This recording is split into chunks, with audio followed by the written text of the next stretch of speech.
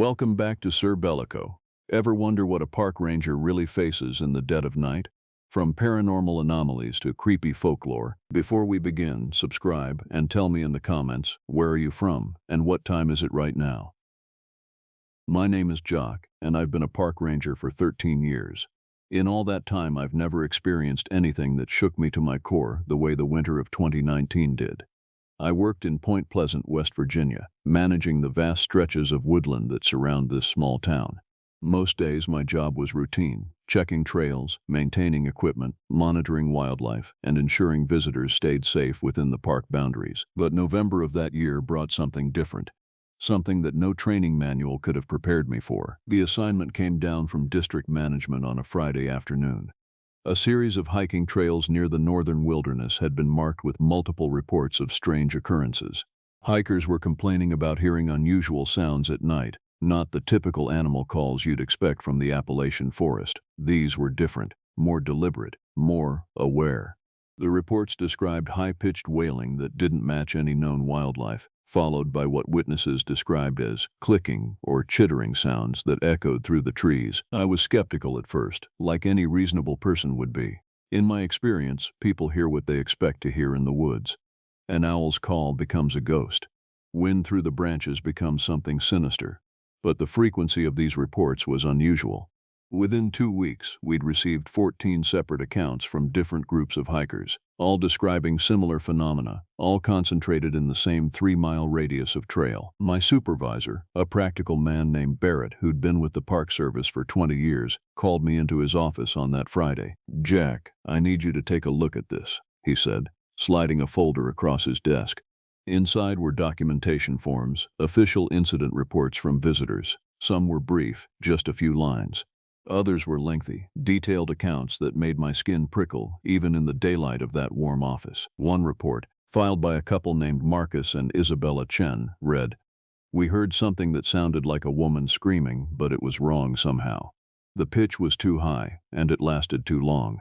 When we looked up, everything went quiet. Every single forest sound just stopped. It was like the whole world was holding its breath." Another, from a solo hiker named Kobe, stated, "Whatever made that sound wasn't something I've ever heard before. I've been hiking in these mountains my whole life, and I've never been so certain that something was watching me. I turned back immediately and didn't stop running until I reached the parking area." I looked up from the reports.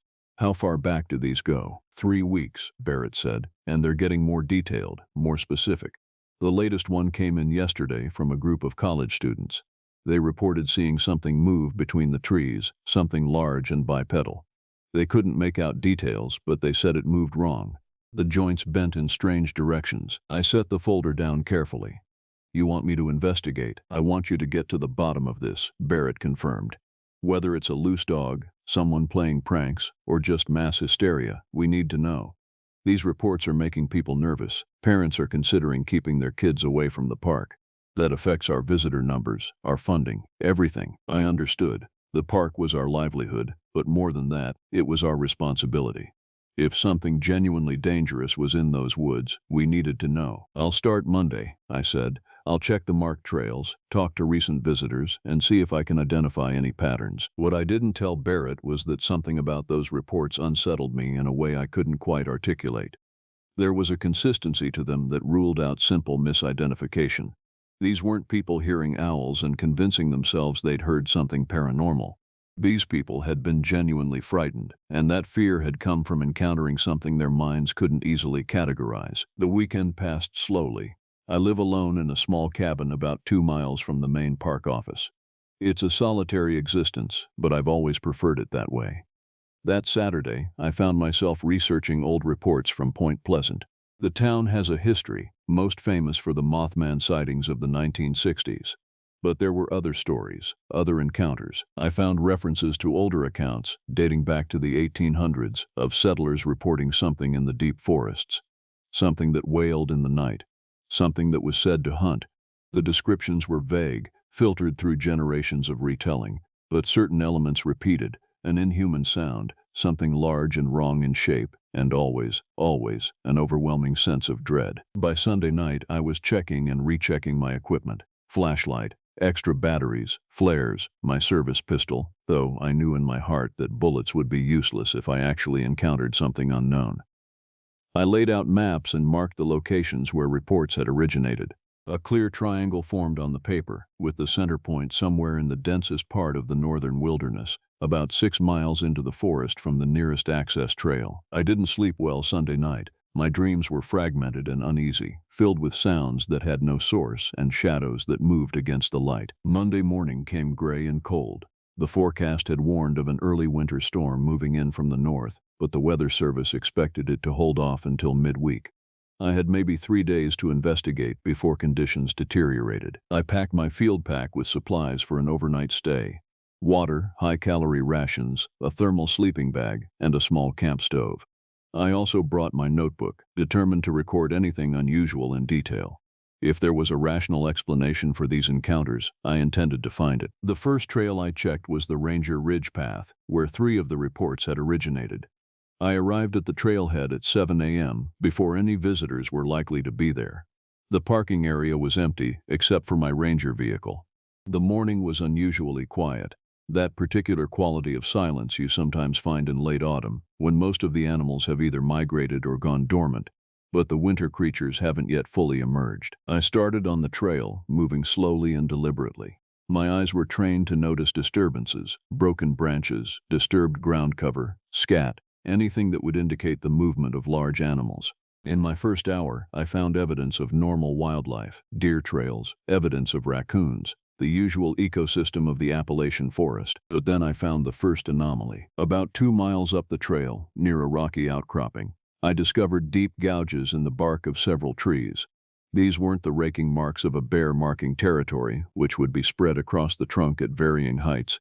These marks were vertical and precise, spaced about 4 inches apart, running from approximately 7 feet high down to about 5 feet. The claw marks, if that's what they were deeper than anything a black bear could produce. I examined them closely, running my fingers along the scarred wood. Whatever had made these marks had considerable strength and unusual anatomy. The spacing suggested a hand with fingers much longer than any natural creature's should be. I marked the location on my GPS unit and continued, now paying even closer attention to my surroundings. Over the next mile, I found 2 more sets of similar marks on different trees. The pattern was consistent: deliberate, vertical scoring of bark, spaced with almost mathematical precision. The sun had climbed higher, but the light in the forest seemed to diminish rather than increase. The canopy overhead was thick, and I realized that the forest here had a density I didn't remember from previous patrols. The trees seemed to crowd closer together, creating a maze of trunks and tangled undergrowth. I checked my GPS. I was still on the marked trail, still in a section of the park I'd navigated before. But something about the landscape had changed, or perhaps my perception of it had shifted. The normal sounds of the forest, the ambient background of life and movement, seemed muted. There were no bird calls, no rustling of small animals in the underbrush. At 2 p.m., I decided to set up a temporary base camp near a small clearing. I gathered firewood, careful not to venture too far from my selected spot. The thought occurred to me, unbidden and unwelcome, that I didn't want to be too far from my supplies if something went wrong. As I arranged my camp, I noticed something else. The trees here bore more marks, not the gouging I'd found earlier, but different damage. Large sections of bark had been stripped away, as if something had been methodically removing the outer layer of multiple trees. The exposed wood beneath was pale and raw-looking, and the damage extended higher than I could easily reach, even standing on tiptoes. I completed my camp setup and prepared a meal using my camp stove. The sun was beginning its descent toward the western mountains, and I wanted to eat while there was still adequate daylight. As I ate, I reviewed my notes and tried to form a coherent theory about what I was encountering. The marks could be explained by wildlife. Bears occasionally claw trees, and elk will strip bark. But the precision, the pattern, the locations, all of it suggested something that didn't fit the normal behaviors of known animals. And the absence of other wildlife was troubling. In a healthy forest ecosystem, you hear signs of life constantly. The silence here felt deliberate, as if the forest itself had been emptied. As darkness fell, I secured my camp and prepared my sleeping area. I kept the fire burning bright, using the firewood I'd collected earlier, and I positioned myself so that I had clear sight lines in all directions. My pistol was within easy reach, and my flashlight was fully charged. The night came down quickly, with a cold that seemed to seep through my layers of clothing. I sat by the fire, watching the darkness press in from all sides, and I waited. It started at midnight. The sound was distant at first, so far away that I couldn't quite determine its direction. It was high-pitched, almost too high to be a human scream, but bearing just enough similarity to one that my mind recognized it as an expression of distress or anguish. It lasted for perhaps 10 seconds, then faded away. I was on my feet immediately, my hand on my pistol, peering into the darkness beyond my firelight. The sound didn't repeat. The forest had returned to its unnatural silence. For the next 4 hours, I heard nothing else. I maintained my vigil, feeding the fire periodically, keeping my eyes and ears alert for any disturbance. By 4 a.m., I was exhausted but trying to remain focused. I knew that this was when my vigilance would be most tested, when fatigue would begin to impair my judgment. At 4:47 a.m., something changed. I felt it before I heard it, a vibration in the air, a pressure that seemed to come from everywhere at once. Then came the sound. It wasn't the wailing I'd heard before. This was different.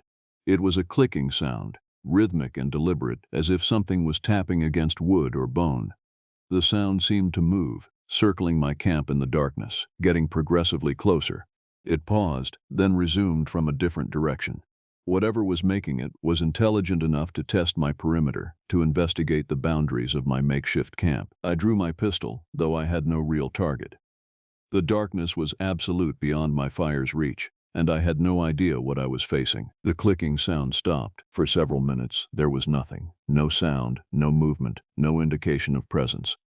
I stood near my fire, pistol raised, waiting for something, anything to happen. Then I heard the breathing. It was heavy and rhythmic, the sound of something large drawing deep breaths through what might have been nostrils or perhaps something analogous.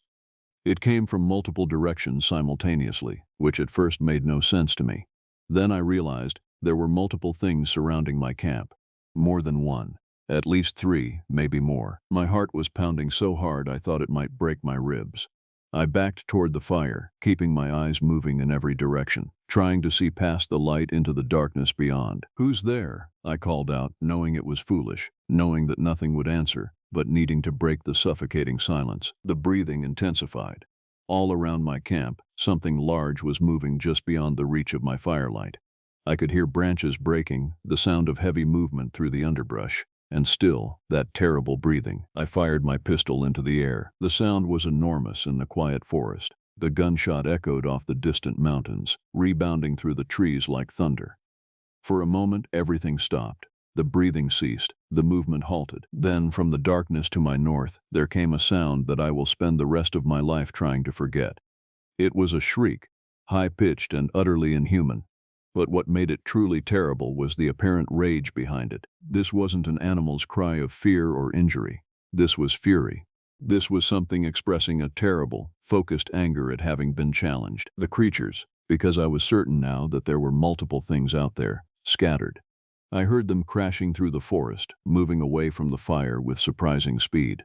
The sounds of their retreat faded into the distance, leaving me alone with the dying fire and my racing heart. I didn't try to sleep after that. I kept the fire burning bright, kept my pistol close, and waited for dawn. When the first gray light finally appeared in the eastern sky, I felt almost delirious with relief. The morning revealed nothing. The area around my camp showed no tracks, no clear evidence of what had surrounded me in the darkness. There was disturbed ground cover, broken branches, but nothing distinctive enough to identify what I'd encountered. I packed my camp methodically and began the hike back to the trailhead. As I walked, my mind was processing what had happened.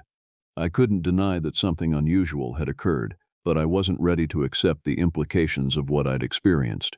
There had to be a rational explanation. Perhaps it was a large predator, a mountain lion, though they weren't supposed to be in West Virginia. Perhaps it was a pack of dogs, though the sounds hadn't quite matched any canine vocalizations I'd heard. But deep in my gut, I knew these were false explanations. What I'd encountered was something else. Something that didn't fit into the normal taxonomy of North American wildlife. When I reached my truck at 11 a.m., I sat in the cab for a long time before starting the engine. My hands were shaking, and I couldn't seem to stop them. I was a trained professional, but what I'd experienced had shaken my understanding of what was possible in my world. That evening, I sat down and wrote a detailed report for Barrett, leaving out the truly inexplicable elements. I described the marks on the trees, the unusual silence of the forest, and the nighttime disturbances. I used careful language and avoided any mention of what I genuinely believed I'd encountered. Barrett read my report without expression. When he finished, he set it down on his desk and looked at me carefully. "Jaja," he said, "I need you to tell me what you're not saying." I wanted to lie, but I found I couldn't. "I don't know what's out there," I admitted, "but it's not a normal animal, and it's not a human prankster. There's something in those woods, and it's large, it's intelligent, and it's something I've never encountered before." Barrett was quiet for a moment. Then he stood and walked to a filing cabinet in the corner of his office. He withdrew a thick manila folder and handed it to me. "Before you make any decisions about what to do next, I think you should read this," he said. I opened the folder. Inside were reports, dozens of them, dating back to 1952, all from Point Pleasant, all describing similar encounters. The descriptions were remarkably consistent across the decades: strange sounds, marks on trees, a sense of being watched and hunted, and all of them were followed by a notation in red ink: "Investigation inconclusive. Likely wildlife misidentification." But there was a pattern in the dates. The reports clustered around certain years, with long quiet periods in between. The latest cluster had occurred in the early 1980s. Before that, the 1960s. Before that, the 1940s. We were entering a new cluster period. I looked up from the folder to find Barrett watching me carefully. "This is why I assigned you to this," he said quietly. "You're good at your job, and you're rational. But you're also open-minded enough to see things as they actually are, rather than as you think they should be. Something is happening in our forest, Jock. Something that follows a pattern. And right now, you're the only one besides me who knows about it." "What do you want me to do?" I asked. "I want you to go back," Barrett said. "But this time, go prepared. Bring equipment to document everything. Camera, audio recorder, anything you can use to capture evidence. And this time, don't go alone. Take someone you trust." I thought of my colleague, a younger ranger named Archer, who'd been with the service for only 3 years but had shown remarkable skill in the field. "I'll ask Archer," I said. "Good," Barrett said. "And Joxy, be careful. Whatever's out there has been in those woods for a very long time. I don't think it appreciates being investigated." Archer agreed to accompany me without hesitation, though I was deliberately vague about the specific reasons I wanted a second person. I simply told him that there had been multiple visitor reports of unusual activity, and that I needed help investigating the Northern Trail system. He was eager to help, seeing it as an opportunity to do something more interesting than routine maintenance. If I'd known what we were actually walking into, I would have tried harder to talk him out of it. We prepared for a 3-day expedition, planning to establish a base camp and systematically investigate the 3-square-mile area where the reports had been concentrated. I brought the same camping equipment as before, but added a digital camera, a high-definition voice recorder, and additional ammunition for my pistol, something I hadn't told Barrett about. The weather had held so far, but there was a definite chill in the air that spoke of the winter storm moving closer. The forecast now predicted snow within 48 hours. We needed to work quickly. We set out on Wednesday morning, hiking the same path I'd traveled on Monday. I didn't tell Archer about what had happened during my first trip, not wanting to bias his observations or his perception of the forest. I wanted him to experience it with fresh eyes. As we walked, I documented our location with the GPS and noted the coordinates of the tree markings I'd discovered. Archer was quiet and observant, which I appreciated. He wasn't one of those rangers who talked incessantly while in the field. He understood that the forest demanded respect and attention. It took us until early afternoon to reach the area where I'd set up my camp. The site looked undisturbed, and I pointed out the tree markings to Archer without explaining how I'd found them. "What made these?" Archer asked, running his hand along one of the gouged trees. "That's what we're trying to determine," I said. "Could be a large predator, could be something else." Archer was quiet for a moment, studying the marks. "These are too regular," he said finally. "Animals don't usually mark trees in straight lines like this. There's no pattern to normal territorial marking." I was impressed by his observation. He'd arrived at the same conclusion I had, but through his own analysis. "Exactly," I said, "which is why I wanted backup." We established our camp in the same clearing where I'd camped before. We split the tasks. Archer gathered firewood while I set up the tent and prepared the cooking area. By the time the sun began to set, we had a well-organized camp with good sight lines into the surrounding forest. "We should set up some kind of warning system," Archer suggested as we prepared dinner, "in case anything large moves through the camp during the night." It was a good idea, so we established a perimeter of empty tin cans connected by fishing line at ankle height. If anything large enough to trigger them moved through, we'd be warned. As full darkness fell, we sat by the fire, drinking coffee and monitoring the surrounding forest. The silence was profound, just as it had been during my first visit. But Archer noticed it too. "It's too quiet," he said. "Where are all the night sounds? There should be owls, maybe some other nocturnal animals." "I noticed that too," I said. "It's one of the things that concerned me." We maintained watch through the evening, taking turns so that one of us could rest while the other stayed alert. At around 10 p.m., during Archer's watch period, he suddenly tensed beside me. "Did you hear that?" he whispered. I had. It was the clicking sound I'd heard before, that rhythmic tapping that seemed to come from everywhere and nowhere at once. "Yes," I confirmed. "Have you heard anything like it before?" "No," Archer said. "Nothing in nature makes a sound like that." We both fell silent, listening. The clicking continued for perhaps 30 seconds, then stopped. In the interval between the cessation of the sound and my next breath, I realized that my entire body was drenched in cold sweat. "What is it?" Archer asked. "I don't know," I said, which was technically true, though increasingly incomplete as an answer. The night passed without further disturbances, but neither of us slept. We maintained our vigil, weapons at hand, waiting for something that didn't come. By the time dawn broke, we were both exhausted and uncertain. With the light came a different kind of dread. In the daylight, it was impossible to maintain the comforting fiction that we were overreacting, that our fear was a product of darkness and imagination. The marks on the trees were still there, undeniable and strange.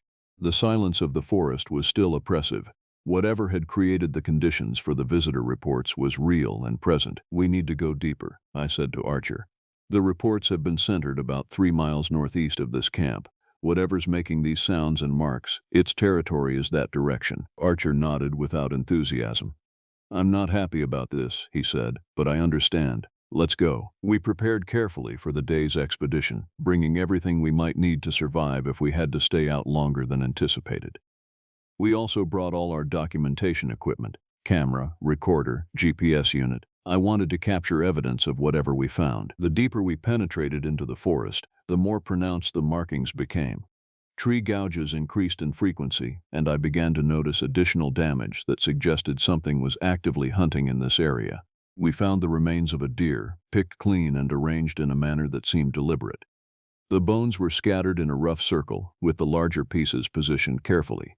It wasn't the kind of pattern natural scavengers created. "This is wrong," Archer said, studying the arrangement. "A predator doesn't arrange its prey like this." "No," I agreed, "it doesn't." As midday approached, we found ourselves in a section of forest that felt genuinely alien.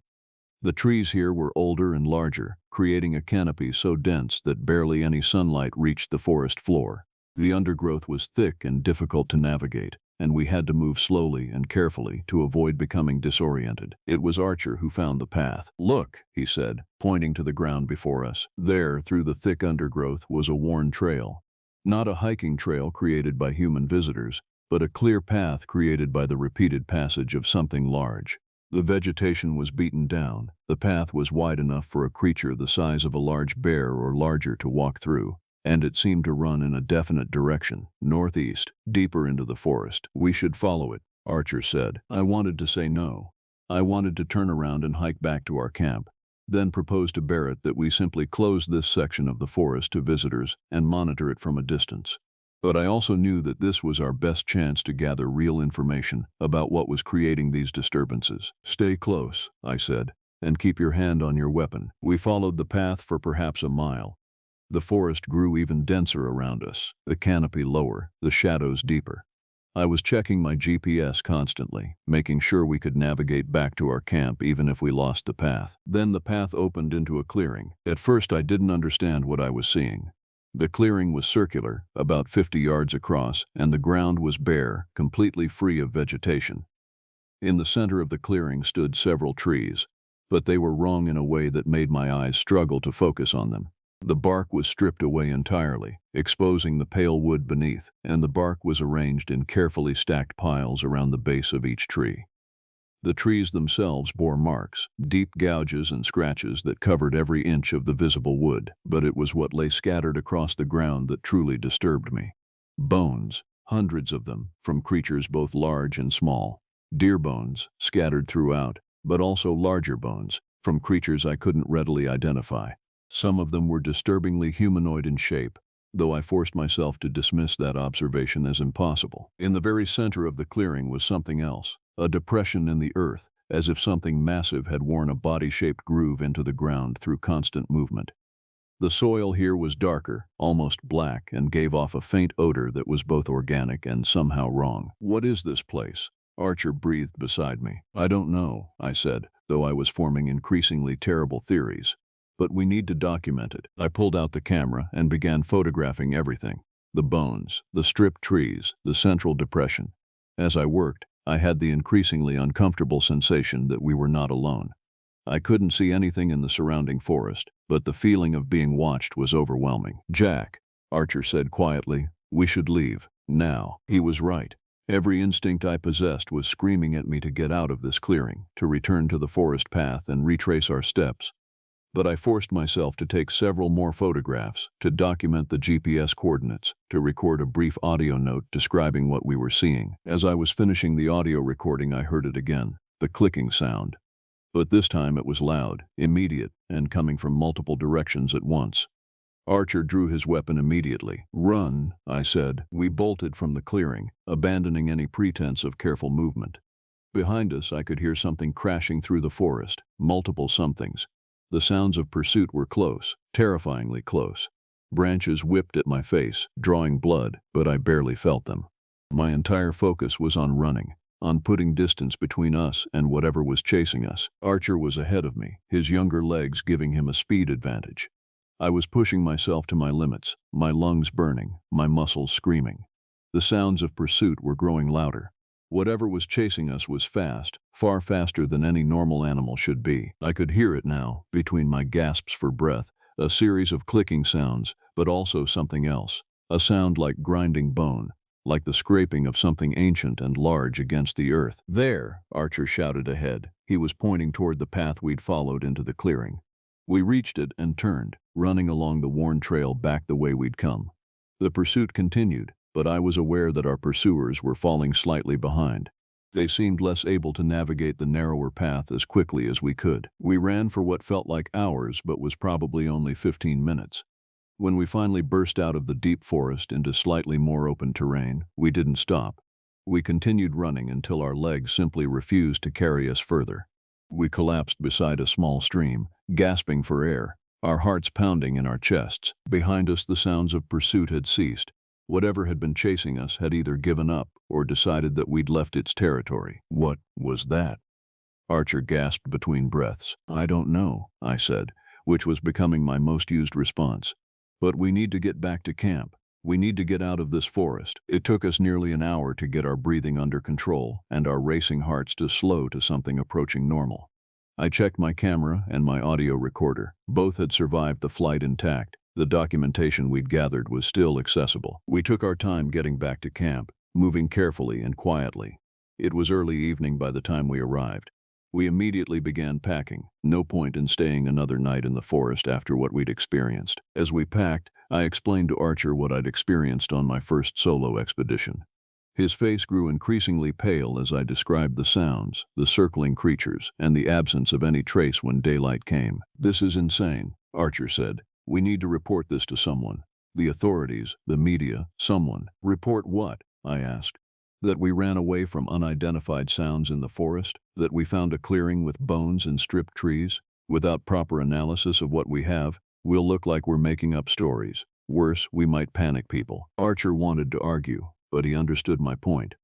Our credibility was all we had, and without concrete evidence that could withstand scrutiny, we'd be ruined. We managed to complete our hike out before full darkness fell. My truck had never looked so welcoming. The drive back to town was quiet. Archer stared out the window the entire time, processing what he'd seen. When I dropped him off at his apartment, he turned to me. "You're going back," he said. It wasn't a question. Yes, I admitted. I'll come with you, Archer said. I know you will, I replied. But next time we prepare better. And we get answers. I spent that night transferring the photos and audio recording to my home computer. The images were clear and definitive. They showed the clearing, the stripped trees, the bones. As evidence, they were compelling. But they were still subject to interpretation. Someone with the right skeptical mindset could argue that the clearing was a natural phenomenon, that the bones were just scattered remains from natural predation. What I needed was audio documentation of the creature itself. On Thursday morning, I met with Barrett at the office. I showed him the photos and played the audio recording. His face remained neutral throughout, but I could see something shift behind his eyes, a confirmation of what he'd suspected all along. When the recording finished, he sat back in his chair. "This is extraordinary," he said quietly. "It's impossible," I corrected. "But it's happening. I need to know if you're intending to continue investigating," Barrett said carefully. "And if you are, I need to know what resources you'll need." I appreciated the indirect way he was phrasing this. He was asking if I was prepared to commit fully to this investigation, knowing that doing so might mean confronting some very uncomfortable truths. "I'm going back," I said. "Archer will accompany me. This time we're going to set up recording equipment to capture audio documentation of whatever's out there. We'll use a motion-activated camera as well. We need undeniable evidence." Barrett nodded slowly. "I can get you recording equipment from the research station at Kingston. They have professional-grade audio and thermal imaging cameras. I can say it's for a wildlife survey." "Thank you," I said. "Don't thank me yet," Barrett replied. "If this investigation goes where I think it's going, you might end up wishing you'd never started it." But he was already reaching for his phone to make the arrangement. That weekend, Archer and I prepared our equipment. We spent Saturday assembling and testing the recording devices: motion-activated audio units, infrared cameras, a wireless system that would allow us to monitor activity from our camp. We created a portable field station setup that could be quickly deployed and later retrieved. The weather forecast was becoming increasingly dire. The winter storm that had been weeks away was now predicted to arrive by Monday evening. We had a narrow window, Saturday night and Sunday night, to gather data before conditions became too hazardous for camping. We set out Saturday morning with our enhanced equipment. The hike to the clearing was faster this time. We knew the path, and we moved with grim determination.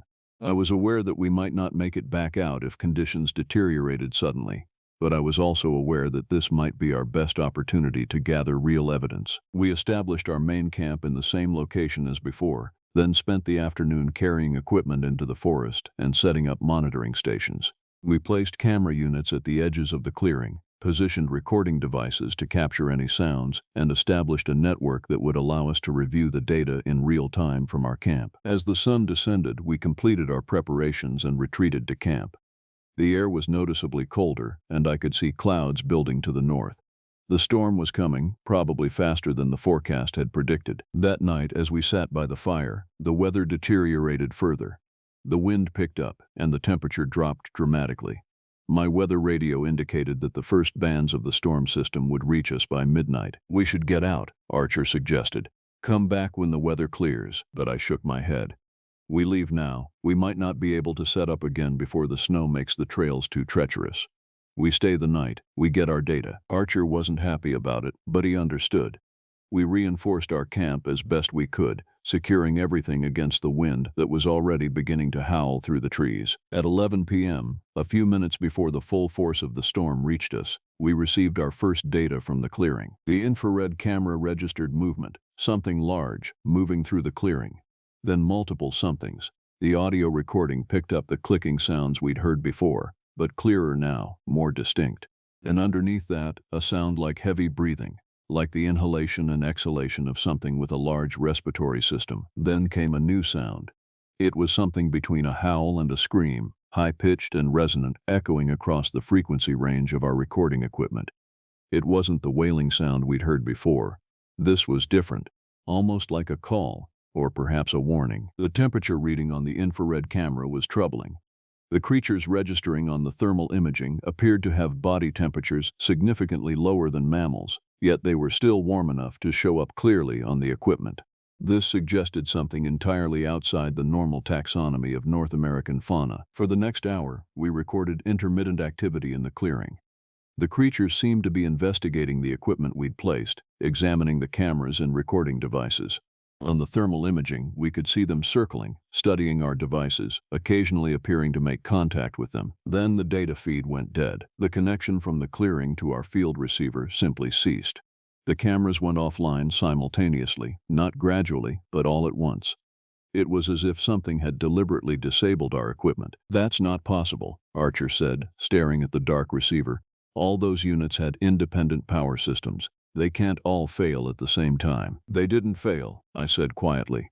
"They were destroyed." The full force of the winter storm arrived then, and any possibility of investigating further vanished beneath driving snow and winds that made it dangerous to even move between our tent and our fire.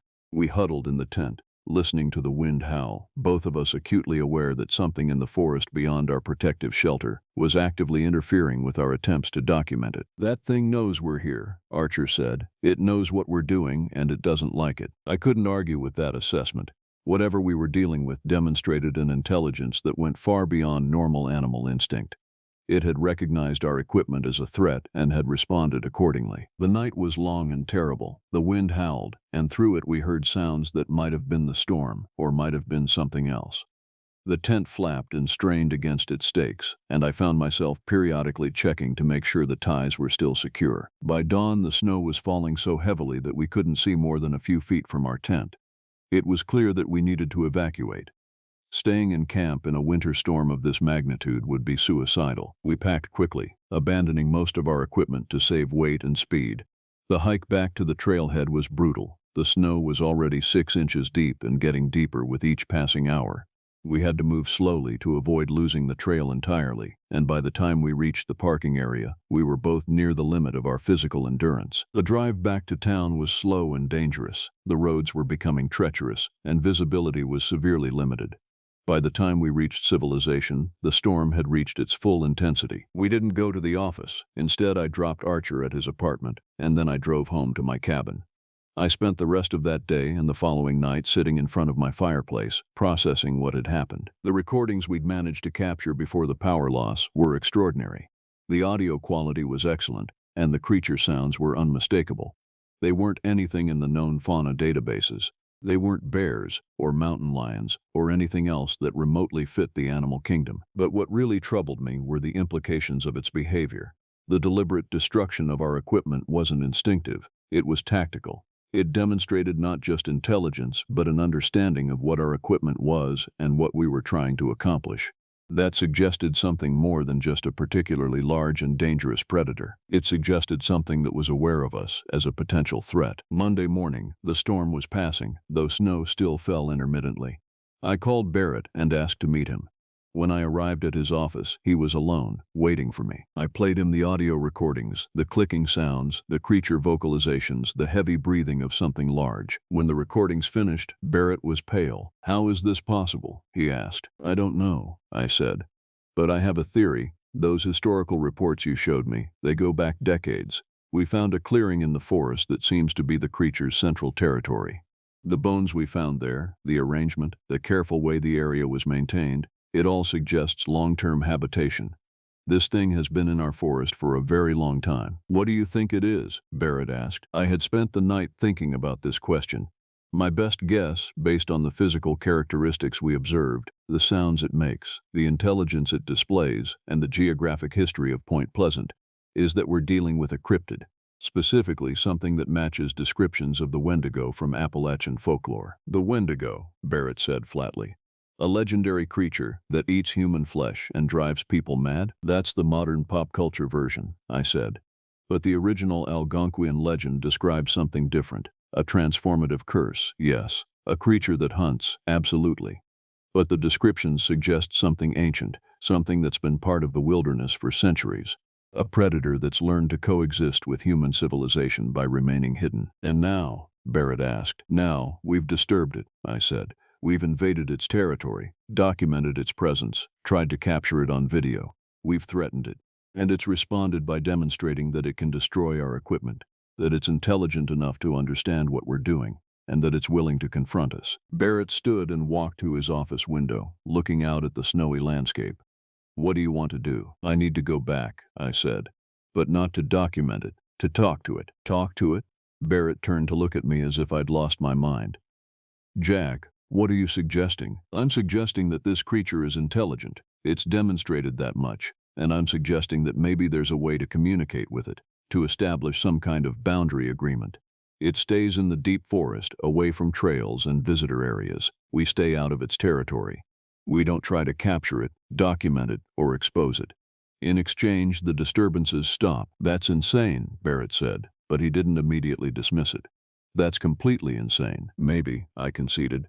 But do you have a better idea? We can't fight this thing, we can't capture it, and if we try to report it officially, nobody will believe us. Our only option is to coexist. Barrett was quiet for a long moment.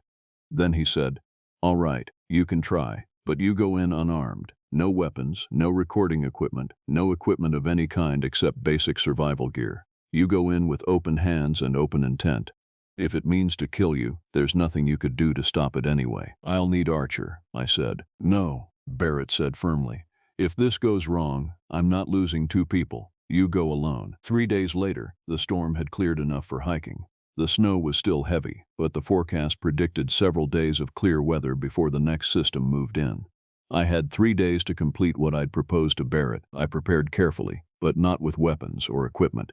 Instead, I selected items that represented non-hostile intent. Tobacco, which I'd read was used in many indigenous traditions as a gift and a sign of respect. Fresh venison from a recent park cull that had been approved for disposal, and a written note explaining my intentions. The walk into the forest was slow, made difficult by the deep snow.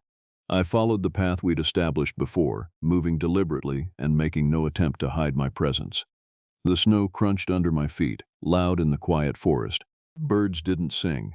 The forest was in full winter dormancy, the kind of profound silence that seemed to swallow all sound. I reached the clearing in the early afternoon. The equipment we'd abandoned was gone, removed entirely from the area. The snow had erased our footprints from the previous expeditions, leaving the clearing looking pristine and untouched. I stood at the edge of the clearing for a long time, gathering my courage. Then I walked to the center, directly into the area where I'd seen the depression in the earth during our previous visit. I set down the package I'd brought, the venison wrapped in cloth, the tobacco, and my written note explaining what I was trying to accomplish. "I'm Jack," I said aloud to the forest. "I'm a park ranger, and I'm the one who came to your forest with equipment and recordings. I'm sorry for that. I was trying to understand you, but I should have known that you'd see it as an intrusion." I waited. The forest remained silent. The snow continued to fall softly, covering my footprints almost as soon as I'd made them. "I'm here to make an agreement," I continued. "I won't come back to your clearing. I won't bring equipment to monitor you. I won't try to document or capture or expose you. In return, I ask that you stop the disturbances near the visitor areas. The trails on the south side of the range, the picnic areas, the places where humans come, leave those alone. Stay in the deep forest where you've always been. Let us coexist. Let humans use the outer edges of this forest while you keep the heart of it." The wind picked up slightly, moving through the trees. The snow around me was absolutely undisturbed except for my own tracks. "I've brought an offering," I said. "Food and tobacco. These are tokens of respect. Take them as a sign of what I'm proposing." I stood for a few more moments, then turned and began walking back toward the edge of the clearing. I had taken perhaps 20 steps when I heard a sound, that high-pitched call I'd heard in the thermal imaging recording, but softer now, almost contemplative. I stopped and turned back. For just a moment I saw movement at the far edge of the clearing, something large and impossibly tall, moving through the trees with a grace that belied its apparent size. The silhouette was wrong in every way. The proportions were all distorted. The limbs were too long, the joints bent at angles that no natural creature could achieve. But what struck me most was that it was watching me. The creature paused at the edge of the clearing, studying me with the kind of focused attention that only a truly intelligent being could muster. For perhaps 10 seconds, predator and prey, or whatever we were to each other, regarded one another across the snow-covered clearing. Then it turned and vanished into the forest, moving with a speed that seemed to defy physics. I stood in the clearing for another 10 minutes, but the creature didn't reappear. The wind died down, and the forest returned to its profound silence. I took that as an answer, acceptance perhaps, or at least willingness to consider my proposal. The hike back out of the forest was tense. Every sound made me jump. Every shadow seemed to hide something waiting, but nothing attacked. Nothing moved against me. It was as if the forest itself had agreed to a ceasefire. When I reached my truck, my legs were shaking from more than just the physical exertion of hiking. I sat in the driver's seat for a long time before I felt capable of starting the engine and driving back to civilization. That night, I called Barrett. "It worked," I said simply. "You're alive," Barrett said. "I'm calling that success." "More than that," I said. "I made contact. I offered a covenant, and I believe it was accepted." Over the following weeks and months, my theory was tested. The visitor reports stopped entirely. The trails that had been closed due to safety concerns were reopened. Life at the park returned to normal, but there were subtle changes that only I seemed to notice. The forest itself seemed to shift. The areas that had previously been marked with territorial scratches and dangerous signs were left untouched. The deep northern sections, the core of the creature's territory, became even more deliberately avoided by wildlife. It was as if the forest had been divided into spheres of influence, the human-accessible outer sections and the wild, untamed inner sanctuary. Occasionally, while patrolling the northern trails, I would hear sounds, those distinctive clicking vocalizations, that unearthly wailing. But they always came from the deep forest, never from the visitor areas. And they seemed less like cries of rage and more like communications, as if the creature was maintaining its presence, asserting its continued existence, while respecting the boundaries we'd established. Winter turned to spring. Snow melted, and the forest came back to life with the returning birds and emerging animals. I made my final expedition to the clearing in early April, carrying another offering: fresh spring water collected from the highest point of the park, and a carved wooden token depicting a hand in a gesture of peace and respect. The clearing had changed. The stripped bark had been removed entirely, the bones had been cleared away, and the depression where the creature seemed to rest had been deliberately smoothed over and covered with soil and fresh grass. It was as if the creature had acknowledged our agreement by erasing the most obvious signs of its habitation. I left my offering in the center of the clearing and spoke one final time. "Thank you," I said to the forest, "for accepting my covenant, for understanding what I was trying to accomplish, for choosing coexistence over conflict." The wind moved through the clearing, not the violent wind of the winter storms, but a gentle, warm breeze that carried the scent of the forest in spring. I heard no sounds, saw no movement, but I felt a presence, an acknowledgement. When I left the clearing that day, I didn't look back. Over the years since that winter, I've come to understand what I encountered. The creature in those forests is real, and it's far more intelligent and aware than most people would believe possible. It's been part of the Appalachian wilderness since long before humans arrived in the region, adapting and evolving alongside the changing world. The name Wendigo might not be accurate. The creature is neither demon nor curse in the traditional sense. It's simply a being that exists outside the normal categorization of known fauna, a predator that has learned to coexist with an increasingly human-dominated landscape. It's intelligent enough to understand threats, flexible enough to establish agreements, and patient enough to wait out the long centuries of wilderness time. I never returned to the clearing after that final spring visit, and I've spoken to no one about this except for Barrett, Archer, and now, you who are listening to this account. But I've spent years contemplating what it all meant, what the true nature of that encounter was. I believe that what I witnessed was the old wild world, the world that existed before humans transformed the landscape into towns and roads and settled civilization. I believe that creature represents something primal, something that refuses to be entirely domesticated or eliminated. It's a reminder that no matter how much we think we've conquered nature and brought it under our control, there are still mysteries in the deep places. There are still forces at work in the world that we don't fully understand, and I believe that the agreement we made, that covenant between a ranger and something inhuman, still holds. The forest has remained quiet, the visitor disturbances have never returned, and in the deep northern sections of Point Pleasant's wilderness, something ancient continues its eternal existence, hunting and living according to laws we can barely fathom. I've often wondered if the creature remembers me, if, when it walks through the forest at night, making those distinctive sounds, it thinks of the human who came unarmed to its territory and offered peace instead of violence. I like to think it does. I like to think that in its own way, the creature understood what I was trying to accomplish and respected the attempt. The winter when I encountered the Wendigo changed me fundamentally. It shattered my comfortable understanding of the world and replaced it with a far more unsettling but also far more fascinating reality.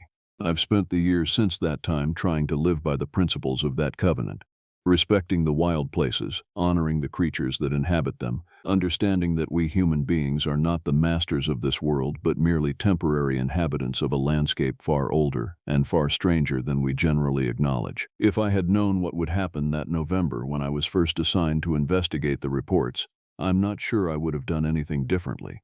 The encounter with something genuinely unknown, something that forced me to expand my understanding of what's possible. That's a gift, even if it comes wrapped in terror and mystery. The covenant holds. The forest remains wild, and somewhere in those dark spaces between the trees, something ancient and aware moves through the night, keeping its own counsel and its own eternal watch. I've done my part to maintain the agreement. I've never returned to the deep forest. I've never shared the specific location of the clearing with another soul. I've protected the creature's privacy as fiercely as it protected our settlement from harm, and perhaps, in some small way, that makes me not just a ranger of the park, but a guardian of something far more important, a guardian of the last truly wild places on this earth. This is my account. This is what I experienced. I'll leave it to each of you to decide what you believe. My name is Xavier. I've been a park ranger for 11 years, and in that time I've seen things that make you question what you think you know about the wilderness. But nothing, absolutely nothing, prepared me for Point Pleasant, West Virginia. I'd requested the transfer because I was tired, burned out from the monotony of hiking trails in Connecticut, checking permits in New York, dealing with lost tourists who thought the forest was their personal playground. When the posting opened up at the Point Pleasant National Wildlife Refuge, I jumped at it. A fresh start. A chance to manage something remote, something that didn't involve crowds or complaints. The office was a converted ranger station from the 1970s, all wood paneling and outdated maps. My supervisor, a weathered man named Dale with perpetual coffee stains on his uniform, handed me the keys like he was passing off a curse. "You know the history of this place?" he asked. "No," I lied. I'd done my research. Everyone knew about Point Pleasant.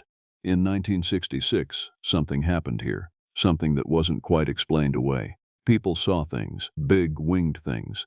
The locals called it the Mothman, a creature with a 7-foot wingspan, red eyes that reflected light like burning coals, and a silent way of moving through the air that defied nature itself. "Good," Dale said. "Keep it that way."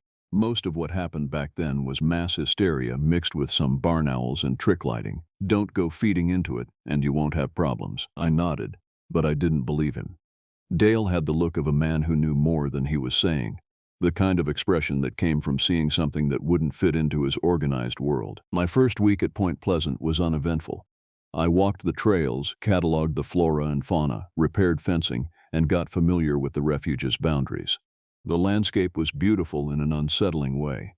Dense forests that seemed to absorb light, a river that ran dark and still, and at night, a silence so complete it felt like the world was holding its breath. It was on my 8th day that I found the first mark. I was checking a lower trail near the edge of the property, about 3 miles from the ranger station, when I noticed the trees. 3 of them, spaced roughly 20 feet apart, had deep gouges carved into their bark. The marks were too high up to be from deer, too deliberate to be natural. They were positioned at approximately 8 feet, running in a downward angle, as if something massive had dragged claws down the wood. I stood in front of the middle tree for a long time, running my fingers over the exposed wood. The cuts were fresh, less than a week old, based on how the exposed interior still gleamed with moisture. Something large had marked this territory, something that wanted to be noticed. That night, I couldn't sleep. I sat in my small quarters at the ranger station, a cramped room with a cot, a desk, and a window facing the dark forest, and thought about what those marks meant. Naturally, I tried the logical explanations. A bear, maybe. But bears didn't climb to 8 feet and drag downward in perfect parallel lines. A person trying to scare the new guy? Possible. But the depth of those gouges suggested real strength. By 2 a.m., I gave up on sleep and started going through the old files Dale had left me. There were boxes of incident reports, visitor complaints, and maintenance logs dating back to the 1990s. Most were mundane, but there were anomalies. In the summer of 1997, 3 separate reports mentioned unusual nocturnal disturbances in the western quadrant of the refuge. In 2004, a maintenance worker had quit unexpectedly after reporting that something was watching from the trees at dusk. In 2011, a visiting naturalist had become hysterical near the river and refused to discuss what she'd seen. And then there were the older documents. Photocopies of newspaper clippings from 1966. I'd read about the Mothman before, but seeing it in the original print was different. The creature had dozens of witnesses. People from the town had seen it perched on power lines, soaring over highways, watching from the shadows. The descriptions were consistent. Massive wingspan, humanoid torso, glowing red eyes. Most historians chalked it up to hysteria. A misidentified sandhill crane, they said, or a large owl. But the thing was, the descriptions predated any knowledge the witnesses would have had about what an owl looked like. They described something that didn't fit into any known category. By dawn, I'd convinced myself I was being paranoid. The marks on the trees were probably from last season. The old reports were just the accumulation of normal incidents distorted by fear and repetition. I made coffee, showered, and went about my duties, but I kept the files. The second marking appeared 3 days later, in a different location, nearly 2 miles from the first set. This time the gouges were on a rock face, scores of deep scratches that caught the afternoon light.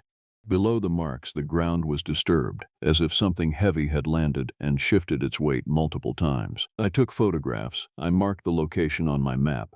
I told myself it was probably nothing, even as the part of me that had chosen this job, the part that understood the wildness of nature in ways most people didn't, screamed that this was something else entirely. That second night, I heard the sound. It came around 2 a.m., a high-pitched chirping that seemed to come from everywhere at once. Not quite a bird call, but something in that frequency range.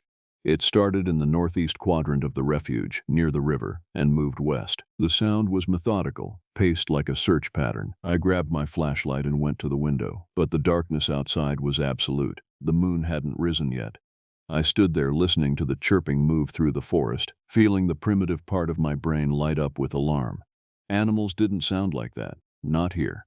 Not in West Virginia. The sound moved away from the station, toward the distant hills. I waited until it faded completely before I went back to bed, but I didn't sleep. By the end of my second week, there were 5 more markings. They formed a pattern moving through the refuge, creating a path that seemed to circle the ranger station, always staying about 2 to 3 miles out, but gradually moving closer. That's when the real fear started. I called Dale, trying to keep my voice casual. "Hey, I've found some claw marks in the refuge. Pretty fresh. Have we had bears reported in the area recently?" There was a pause, too long. When Dale spoke again, his voice had lost its gruff friendliness. "How many marks?" "8 locations so far." Another pause. "Don't investigate further. Mark them on the map and report the locations to headquarters. But don't go out looking for more." "What is it?" I asked directly. "Just follow procedure, Xavier. Some things are better left alone." He hung up before I could ask anything else. That night, I lay in bed with the window open, listening to the forest. The autumn air was cooling down, and the darkness seemed to have a weight to it. Around 3 a.m., I heard a new sound, not the chirping but something else.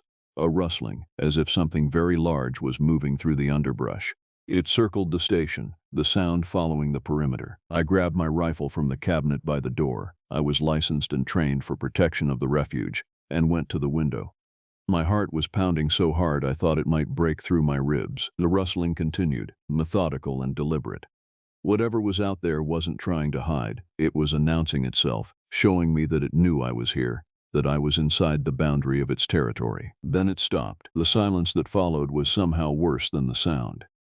I waited there in the dark, rifle in hand, knowing that something was moving in the forest beyond my sight. Waiting, watching. I didn't move from the window until dawn. The next morning, as dawn was breaking over the hills, I found something that changed everything. On the windowsill of the ranger station, exactly where I'd been standing the night before, there was a mark. A single mark made by something wet, something dark. Blood. Fresh blood in a perfect handprint, not a human hand. The fingers were too long, and there were only 4 of them. The palm was broader, more alien. I stared at that mark for a long time, afraid to breathe, afraid to move. The creature, whatever it was, had approached the window while I stood there, just on the other side of the glass. It had wanted me to know. I photographed the print and called Dale again.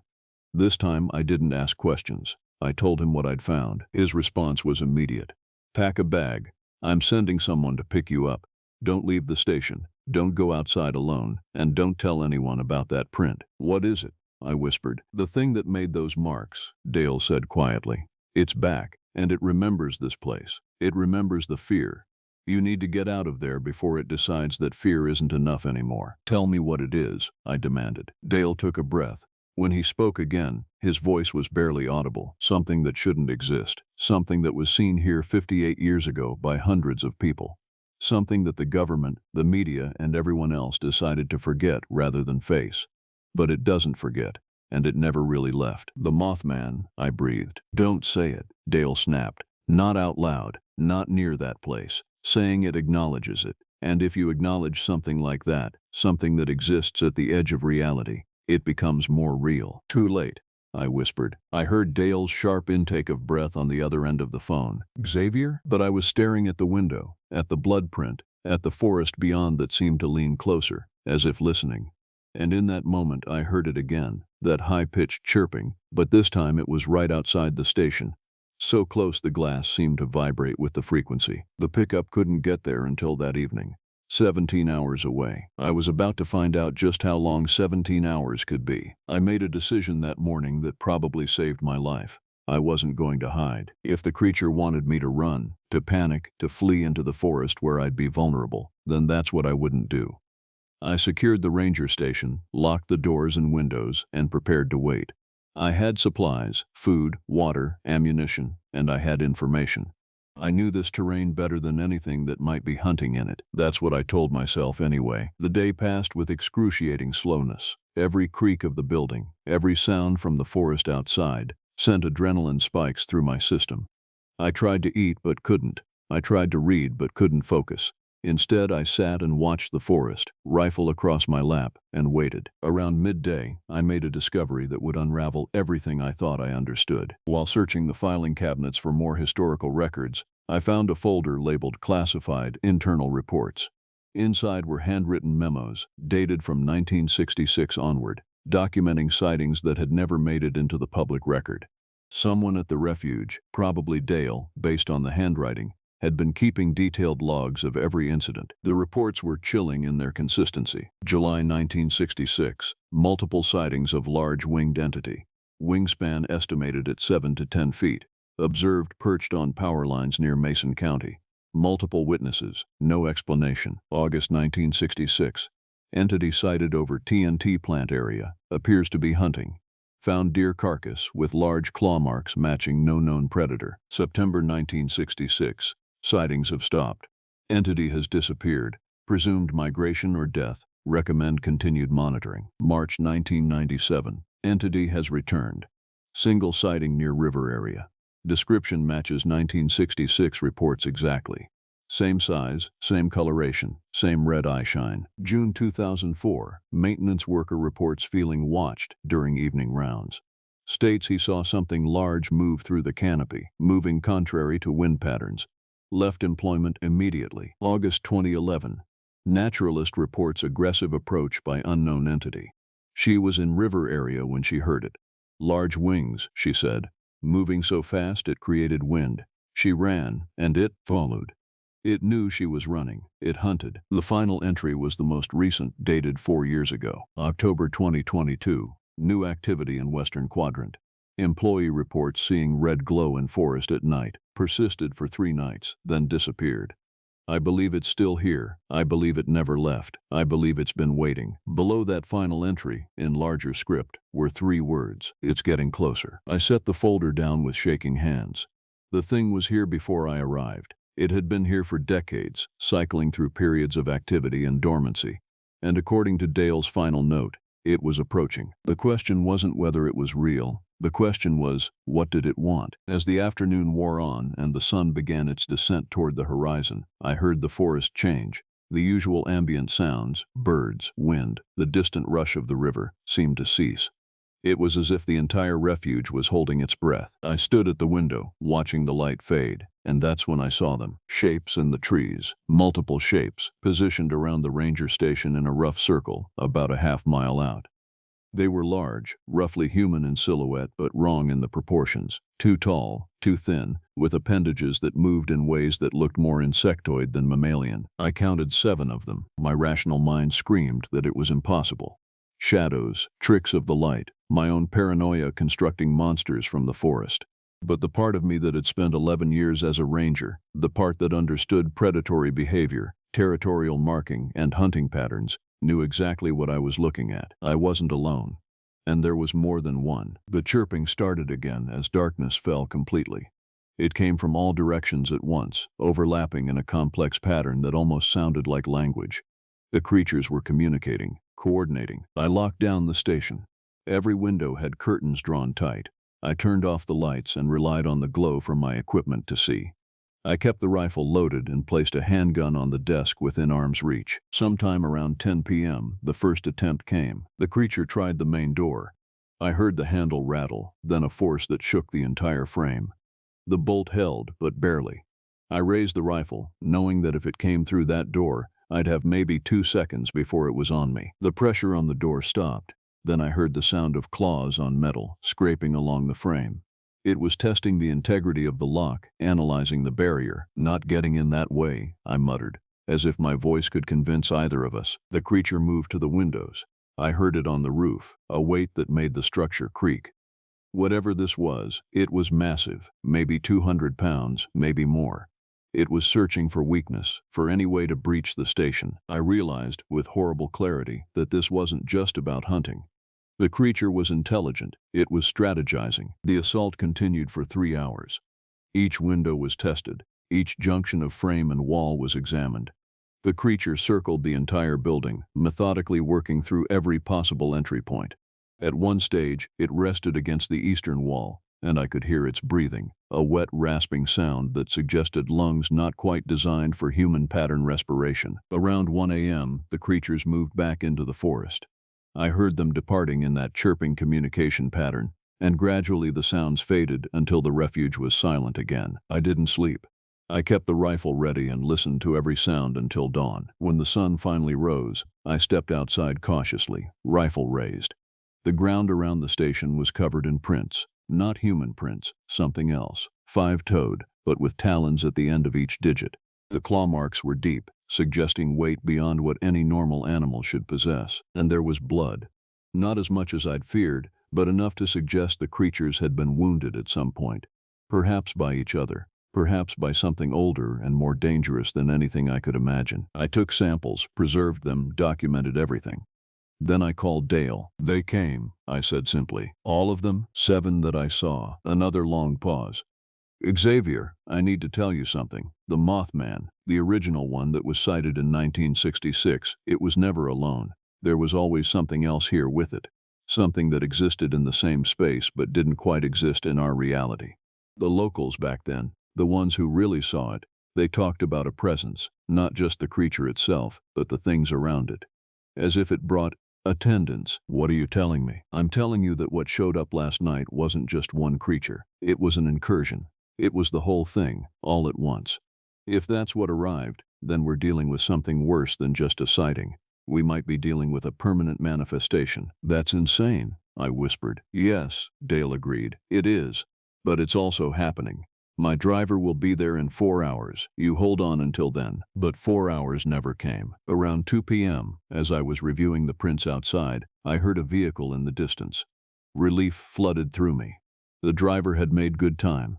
I went back inside the station to grab my pack, thinking about that evening when I'd be back at civilization, back in a place where things made sense. The vehicle arrived at the gate, a dark sedan with government plates. I didn't recognize the driver, but that wasn't unusual. Dale said he was sending someone.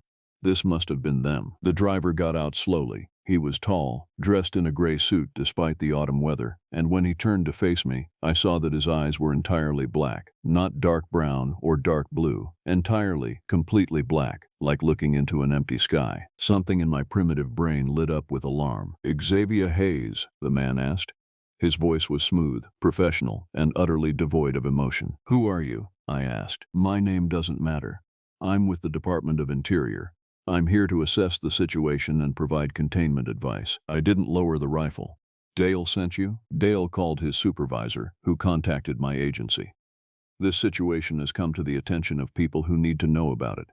He smiled, and his teeth were perfectly white, perfectly even, and slightly too long. May we talk inside? Something was very wrong. This man wasn't human. Or if he was human, he was something else wearing a human face. No, I said. I think I'll wait here. The man's smile widened. That's not really an option. You've seen too much. You've communicated with too many people. The situation needs to be contained. Contained how? You won't be remembered, the man said simply. Your incident report will be filed under paranoid behavior brought on by isolation. Your communication with Dale will be redacted from all records. And you will be given a position transfer, far from here, where you'll spend the rest of your life wondering if any of it was real. And if I refuse? The man's expression didn't change.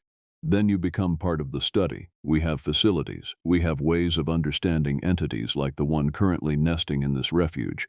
Your brain might provide valuable data. I raised the rifle and fired. The bullet hit him in the chest at close range. For a moment, nothing happened.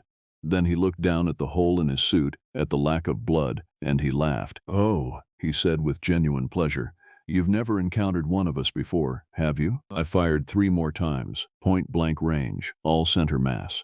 Each time, the bullets passed through him as if he were made of smoke, creating no wound, drawing no blood, causing no apparent damage. Then the man moved. It was fast, faster than anything human should move, and suddenly his hand was at my throat, lifting me off the ground. I clawed at his arm, but his skin felt like iron, cold and unyielding. My vision started to gray. The question, the man said, his black eyes inches from mine, is whether we're going to do this the easy way or the hard way. That's when the creature arrived. It came from the direction of the forest, a massive shape erupting from the trees with wings spread wide, each wing easily 15 feet from tip to tip. The Mothman landed on the sedan, crumpling the roof like paper, and emitted a shriek that felt like it vibrated through my entire body. The man dropped me immediately and turned to face the creature. For a moment, something flashed across his face, something that might have been fear. Get inside, the creature said. Not with words, exactly, but with that complex chirping pattern that somehow translated directly into meaning in my mind. Get inside now. I didn't need to be told twice. I ran for the ranger station, hearing behind me the sounds of combat, impacts, shrieks, sounds that my mind struggled to process as natural. I slammed the door shut and locked it, then watched through the window as the Mothman and the black-eyed man engaged in a battle that defied description. They moved in and out of our reality, phasing partially out of sight, reappearing in different locations. The Mothman's wings created wind that shattered the station's windows. The black-eyed man's movements created distortions in the air itself. It lasted maybe 3 minutes. When it was over, the black-eyed man was gone. Not dead, I don't think, but removed, sent somewhere else through whatever power allowed him to exist partially outside our world. The Mothman stood in the wreckage of the sedan, chest heaving, staring directly at the window where I stood. Its red eyes met mine, and somehow, impossibly, I understood. It had saved me. Not out of benevolence, but out of territorial imperative. This was its refuge, its hunting ground, its domain. The black-eyed man represented a threat to that domain. And I, apparently, was something that belonged here now, something that had been marked, acknowledged, and claimed. The creature spread its massive wings and launched itself into the air. I watched it disappear into the darkening sky, and I felt something settle in my chest, a weight, a connection, a mark that couldn't be washed away. I was no longer just a ranger in Point Pleasant. I was something else now. They never sent anyone else to pick me up. I called Dale 3 times over the next week, but each time, the call went to a different voice, saying the number was no longer in service. By the 4th attempt, the line was dead. I tried calling the district office, and I got a receptionist who claimed she'd never heard of Dale and suggested I might have the wrong number. It was as if he'd been erased. The ranger station's windows remained shattered.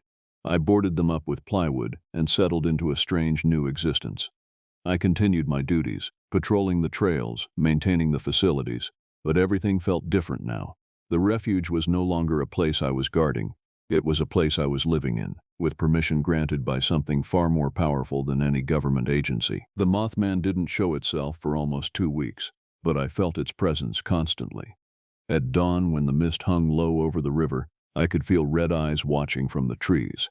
At midday, when I walked the trails, I could sense it moving through the canopy above me, keeping pace. At night, I could hear the complex chirping of multiple creatures, moving through the refuge in patterns that seemed almost choreographed. They were hunting, but not the way normal predators hunt. There was an intelligence to it, a method that suggested they were solving a problem, tracking something specific. On the 15th day after the black-eyed man's appearance, I found a body. It was in the river, caught against a submerged log about 2 miles downstream from the station. What remained of it was humanoid but wrong, stretched in places, compressed in others, as if it had been subjected to forces that existed in more than 3 dimensions. The clothing was government issue. I knew what it meant. The black-eyed man had been looking for something. He'd come to the refuge with a purpose beyond simply intimidating me. And the Mothman's clan had been hunting him, trying to prevent him from achieving that purpose. I left the body in the river. Whatever this was, I didn't want to be involved in reporting it. The refuge kept its secrets, and I was beginning to understand that those secrets were the most dangerous things in West Virginia. That night, for the first time since that initial assault, one of the creatures came to the window. I was asleep when I heard the tapping. Not aggressive, not threatening, just a gentle, deliberate tapping on the boarded-up window. I woke with my hand on the rifle, but something made me hesitate. I got up and carefully moved the plywood aside just enough to see out. The creature was smaller than the Mothman, maybe 6 feet tall, with a leaner frame and wings that had a translucent quality in the moonlight. Its red eyes weren't the burning crimson of the Mothman's gaze.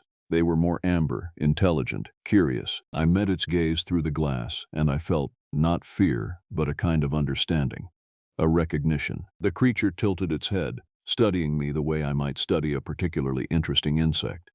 Then it raised one long-fingered hand and pressed it against the glass, palm flat. I found myself raising my own hand, mirroring the gesture. For a moment, the glass was the only thing separating us, a thin barrier between my world and whatever dimension these creatures inhabited. Then the creature pulled its hand away, made a sound that was almost musical, and launched itself into the air. I watched it disappear into the night, its wings catching the starlight. The next morning I made a decision. I was going to try to communicate. I gathered supplies and hiked to the deepest part of the refuge, a ravine about 4 miles from the station where the river was widest and the forest was darkest. There was a rock outcropping there, one of the places where the creatures had made their marks. I set up a simple camp, a sleeping bag, a fire, basic provisions, and I waited. They came at dusk. All 7 of them emerged from the forest at the same time, forming a rough semicircle around my fire. The Mothman was in the center, its wingspan a silhouette against the orange sky. The others, the smaller ones, the younger ones perhaps, remained slightly back, watching with those burning red eyes. "I don't want to fight," I said, keeping my voice steady. "I'm not here to hurt you or to report you. I just want to understand." The Mothman made that complex chirping sound, and somehow I understood it. Not as words, but as meaning, as pure information transmitted directly into my consciousness. "You are marked. You carry the recognition. You have seen us and survived. This is not accident." "The black-eyed man," I said. "What was he? What did he want?" "Them." The creature's disgust was palpable. "Skinwalkers. They walk in this world and others. They gather knowledge. They study things that should not be studied. They take our kind and place them in their cold containers, their observation chambers. This one came to take the young, to study how we develop, how we think, how we understand." "Why save me?" "Because you did not run. Because you did not shoot to kill, only to defend. Because you were kind to the land we claim." The Mothman's red eyes fixed on mine. "And because you are now part of the covenant. You have been chosen." "Chosen for what?" "To guard, to watch, to be the voice in your world that keeps the secret. We do not belong in your dimension fully. We slip between. We hunt the creatures that hunt us, the skinwalkers, the feed things, the entities that wear human faces and consume knowledge like blood." One of the smaller creatures stepped forward. This one was only about 5 feet tall, with a gentler expression and wings that seemed to shimmer with iridescence. It made a quieter chirping sound. "The young one says you may give us a name. A true name, from your language. So that when we call you in the darkness, you will know what we call you." I thought about this for a long time. Names held power. I understood that much intuitively. To name something was to define it, to give it specific meaning. "Xavier," I said. My name is Xavier. You can call me that. The creatures made a sound in unison, not the complex chirping, but something simpler, more melodic, almost like laughter, but not quite. They were trying my name in their own way, learning how to pronounce it in whatever language they used. Xavier, the Mothman said finally, you are now the warden. You will watch the refuge. You will keep the boundaries. You will report to us of the skinwalkers and the feed things. In return, we will not hunt in places where humans live. We will not reveal ourselves. We will maintain the balance. What happens if I refuse? You will be taken to one of their facilities. Your mind will be studied. You will never again see daylight. You will eventually stop remembering who you were. The creature paused. Or you can accept. You can be the bridge between worlds. You can live here, in this place, knowing the truth of what walks in the darkness. I looked at the creatures surrounding me, at their massive wings, their intelligent eyes, their alien grace. These were the things that nightmares were made of. These were the creatures that had terrified an entire town in 1966. And yet, standing here with them, I felt more alive than I had in years. I accept, I said simply. The Mothman made a sound that might have been approval. Then it spread its wings to their full extent, and the other creatures did the same. In the gathering darkness, their wings created patterns against the fading sky. Patterns that hurt to look at, that suggested dimensions perpendicular to our own reality. The covenant is sealed, the Mothman said. You are the warden of Point Pleasant. The refuge is yours, and we are yours, and the secret is yours. Guard it well, Xavier. Guard it with your life. Because if the skinwalkers learn that you have joined us, they will come with things you have never imagined, and this place will become a battleground between worlds. The creatures folded their wings and retreated into the forest. Within moments they had faded from sight, leaving me alone by the dying fire. I sat there until full darkness had fallen, listening to the sounds of the refuge, sounds that no longer frightened me but seemed instead like music, like a song of welcome from a place that had been waiting for me to arrive. 3 months have passed since I accepted the covenant. The ranger station is my home now, and the refuge has become something more than just a job posting. It's a ward, a sacred space, a boundary between what humans know and what humans have forgotten. I've settled into my duties with a clarity I've never experienced before. My days follow a pattern.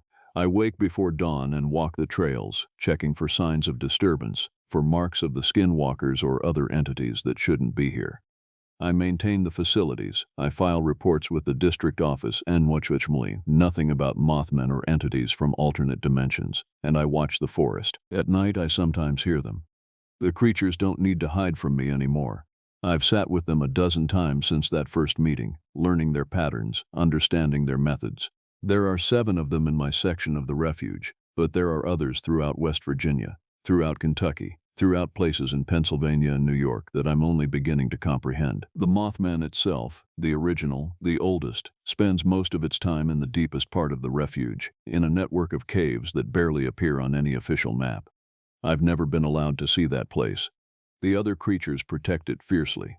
But sometimes, in the dead of night, I can feel its presence moving through the refuge, a weight of ancient power watching over everything. The skinwalkers have never returned to Point Pleasant. I've learned that the encounter I had was unusual. Normally they move more carefully, more covertly. The government agency they work for seems to have decided that this particular refuge is too dangerous to approach. I've also learned that I'm not unique.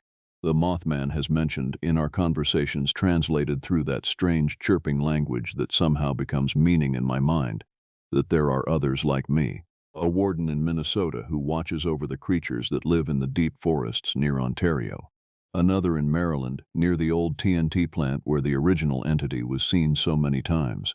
Others scattered across the country, in places where the boundary between our world and theirs grows thin. We are the keepers of the secret. We are the ones who hold the line. Last week I found something that changed everything I thought I understood about the refuge. I was exploring a new section of the property, places I hadn't yet had time to patrol thoroughly, when I discovered a structure. Not a human structure, nothing so simple as a building or a bunker. It was more like a natural formation, a series of rocks arranged in patterns that suggested intelligence and purpose. And inside, carved into the stone, were symbols. I photographed them and brought the images back to the station. That night, I waited until dark and called for the Mothman the way I'd learned. Not with words, but with the pattern of chirping that the creatures had taught me. A sound formed in my throat that hurt to produce but seemed to project across vast distances. It came within minutes, landing on the roof of the station. "You have found the old markers," it said, not with curiosity but with a kind of resignation. "What are they? How old are they?" "They mark the places where our kind has walked in your world for longer than your civilization has existed. The symbols tell a history. They tell of when we were not hidden, when we flew freely, when humans looked up at the sky and saw us and did not forget." "The Mothman of 1966, I said. "That wasn't the first time you were seen." "No. There have been many returnings. Many times when we have crossed fully into your dimension and made ourselves known. Some have ended in covenants like ours. Others have ended in violence, in fear, in attempts to destroy what should not be destroyed." I showed the Mothman the photos. It studied them with what seemed like profound sadness. "The youngest of us made these marks during the last return in 1966. At that time I was more hopeful. I believed that humans might be ready to accept what we are, to recognize that we share a world with many beings, many intelligences. I was wrong. Your people feared us. They hunted us. They invented false explanations rather than face the truth. Why come back? If you know we'll react with fear, why show yourselves? Because we are curious. Because some of us still believe in the possibility of understanding. Because this refuge, this boundary, is a place of power, and sometimes the pull of that power becomes too strong to resist." I looked at the creature, trying to understand the alien intelligence behind those burning red eyes. "The Covenant," I said. "Is it just about me? Just about one warden protecting one refuge? No.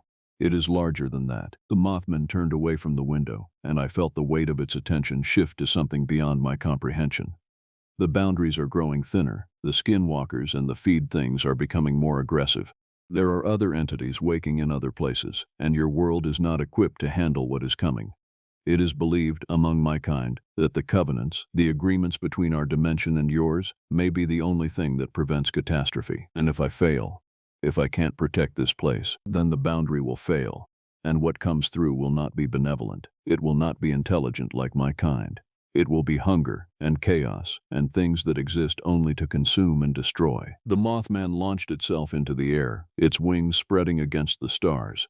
For a moment I could see something beneath its physical form, layers of reality, dimensions overlapping, a hint of the vast spaces between worlds that creatures like this inhabited. "Guard well, Xavier. The refuge depends on you.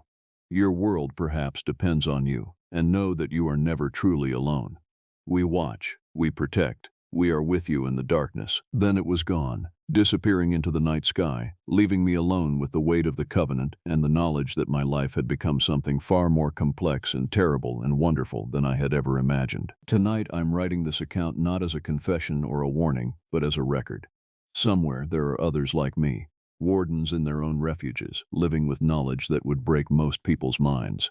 If you find this, if you've somehow come to understand that the world is not what you've been told it is, then know this: there are things in the darkness. Not all of them are evil. Some of them are trying, like us, to maintain a fragile peace, to keep the boundaries between worlds intact. The Mothman of Point Pleasant is one such being, and I am its warden. The covenant holds, the refuge is safe.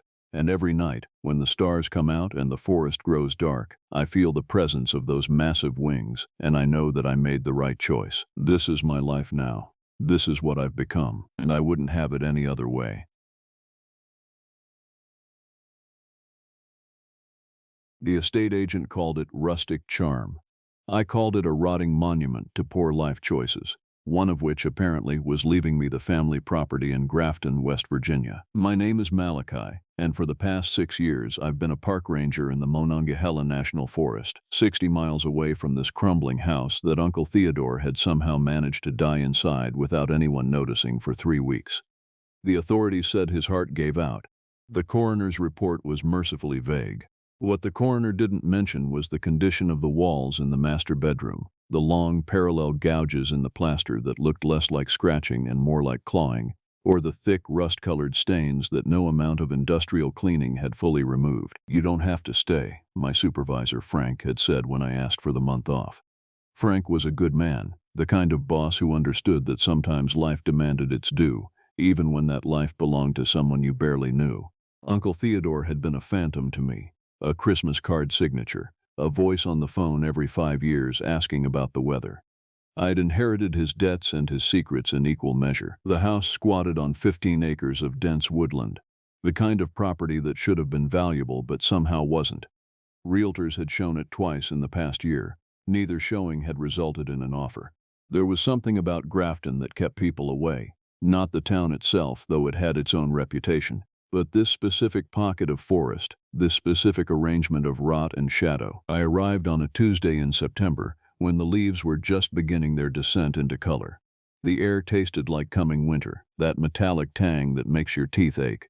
My truck, a Ford Ranger, the irony of which I'd never quite escaped, crunched up the gravel drive, past the rusted mailbox and the rotting split-rail fence that demarcated what might have been Theodore's attempt at property management. The house was a Victorian nightmare, 3 stories of dark wood and darker windows, built sometime in the 1880s when people apparently liked their homes to look vaguely haunted. The wraparound porch sagged like a tired smile. Several shutters hung at angles that suggested they'd given up on their original purpose. There was a cellar entrance that opened directly into a wall of shadow so complete it seemed to have its own weight. I'd inherited the keys 6 weeks ago. I was only now getting around to using them. The interior smelled of must and stale air, the particular reek of a place where nothing living had moved in months. My footsteps echoed off hardwood floors that had once been polished and were now dull with dust. The furniture remained heavy Victorian pieces with curved legs and upholstered seats, all of it gradually being reclaimed by moth and mildew. Theodore's study was on the 2nd floor, a room he'd apparently spent most of his time in. The walls were lined with shelves, and the shelves were filled not with books but with journals. Dozens of them, bound in various shades of leather, some so old the spines had cracked into 1,000 delicate fractures. I pulled one at random. The handwriting inside was meticulous, obsessive. August 3rd, 1987. Heard it again last night. 3 distinct vocalizations, too structured to be any known animal, definitely not a bear. The sound has an intelligence to it, almost conversational. Recorded 17 minutes of audio. August 11th, 1987. Found tracks near the east boundary. Massive. Whatever made them walks on 2 legs, but the stride is wrong. The left foot appears to drag slightly. I've cast impressions in plaster of Paris. The depth suggests substantial weight. Easily 400 pounds, possibly more. I picked up another journal, this one dated 1993, November 22nd, 1993. It's been coming closer. Used to hear it only at the periphery of the property, usually around dusk. Now it comes right up to the house. Last night I heard it on the porch. I watched from the study window but could only see a shadow, broader than any bear I've ever encountered, standing on what appeared to be hind legs. It remained for approximately 4 minutes before something, a sound from the forest, drew its attention away. And another. 2001. May 15th, 2001. The communication attempts are progressing. I've left offerings of food, raw meat, fish, various grains. Most is consumed, but some items are arranged in patterns before disappearance. This cannot be coincidence. Whatever shares this land with me is capable of abstract thought. I must exercise extreme caution. There is an intelligence here, but not a human intelligence, not anymore. I read for 4 hours, sitting in Theodore's office chair as the September afternoon died into purple twilight. The journals spanned 40 years, from 1979 to 2019, and Theodore had died in 2020, documenting an obsession that had clearly consumed the latter half of his life. He'd built a detailed catalog of observations, vocalizations, tracks, sightings, behavioral patterns. He'd documented changes in the local wildlife population. He'd noted fluctuations in activity based on season and weather. He'd even included sketches, crude but detailed drawings of a creature that he'd apparently seen multiple times. The creature in his drawings was massive and broad, roughly humanoid in shape, but with proportions that made human anatomy seem like a rough draft. The head was small relative to the body, sitting on a thick neck that merged almost seamlessly with the shoulders. The arms were disproportionately long. The legs were thick and bowed.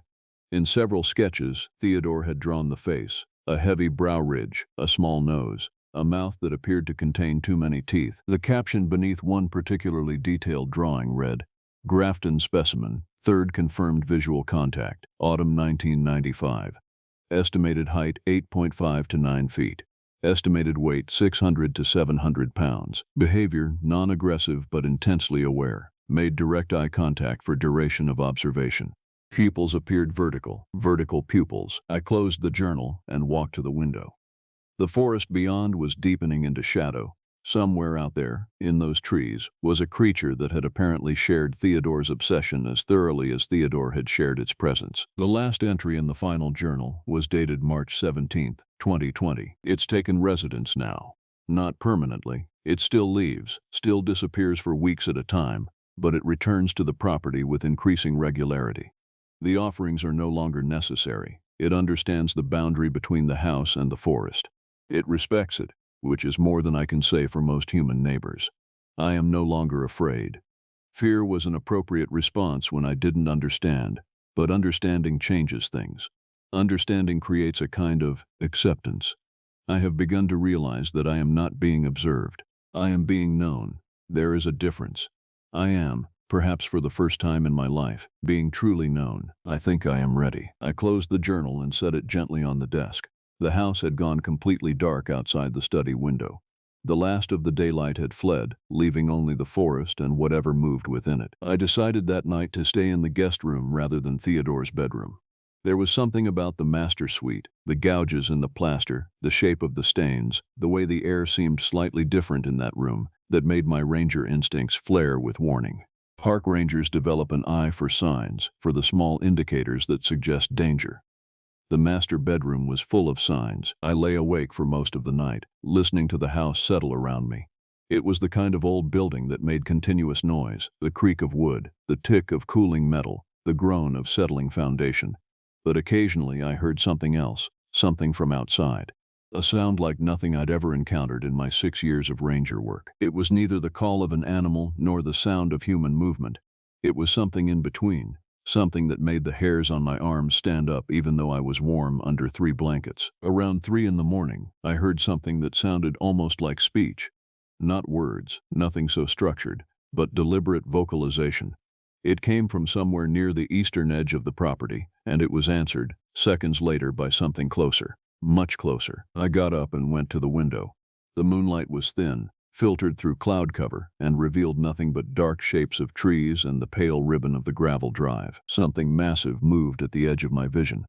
I turned my head to follow it, but it was already gone, melted back into shadow. I spent the rest of the night reading Theodore's journals by lamplight, trying to map the geography of his obsession against the geography of the land I now owned.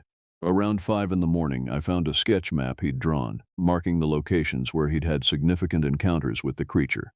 Most of them clustered on the eastern boundary of the property, near where I'd heard the vocalization, but 3 of them were marked on the western edge, near a tributary stream that I knew about from the property survey, and 1 was marked directly on the house, the study. As dawn came, gray and reluctant, I realized that I hadn't inherited just a house and 15 acres.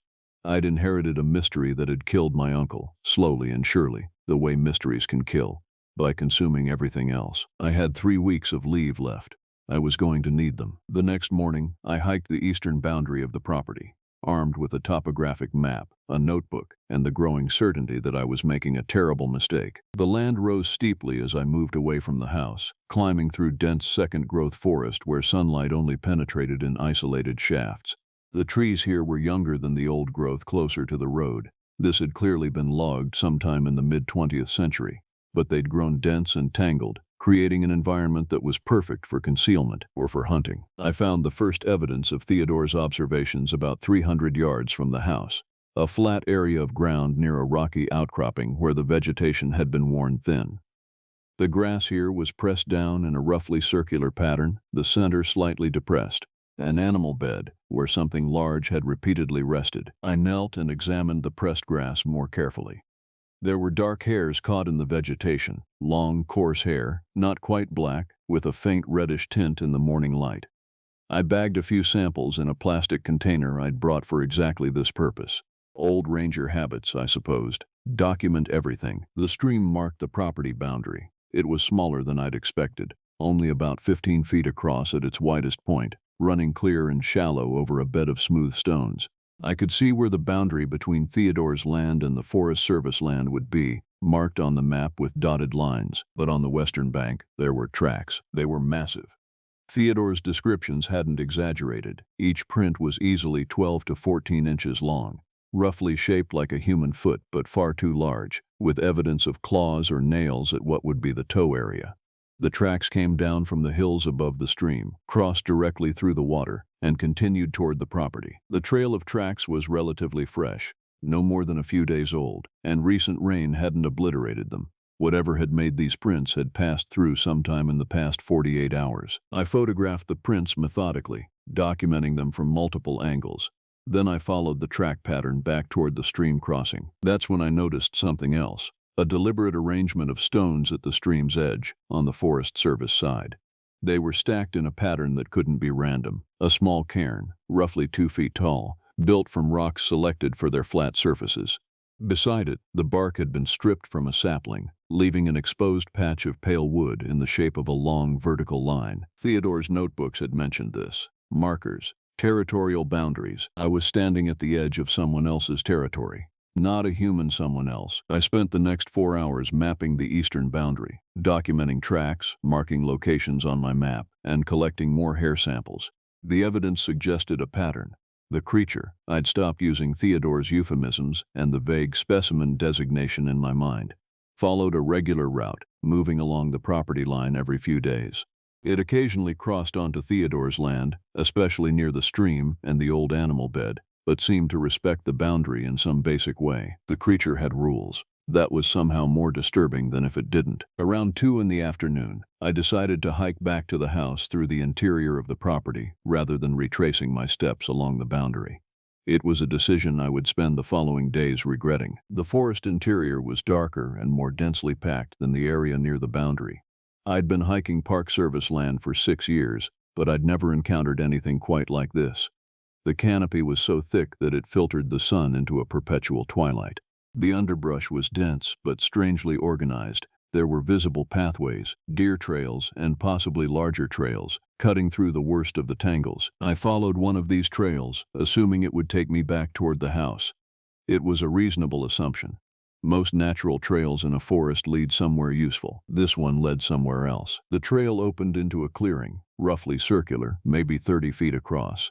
In the center of the clearing stood an enormous oak tree, so old that its girth was easily 8 feet across.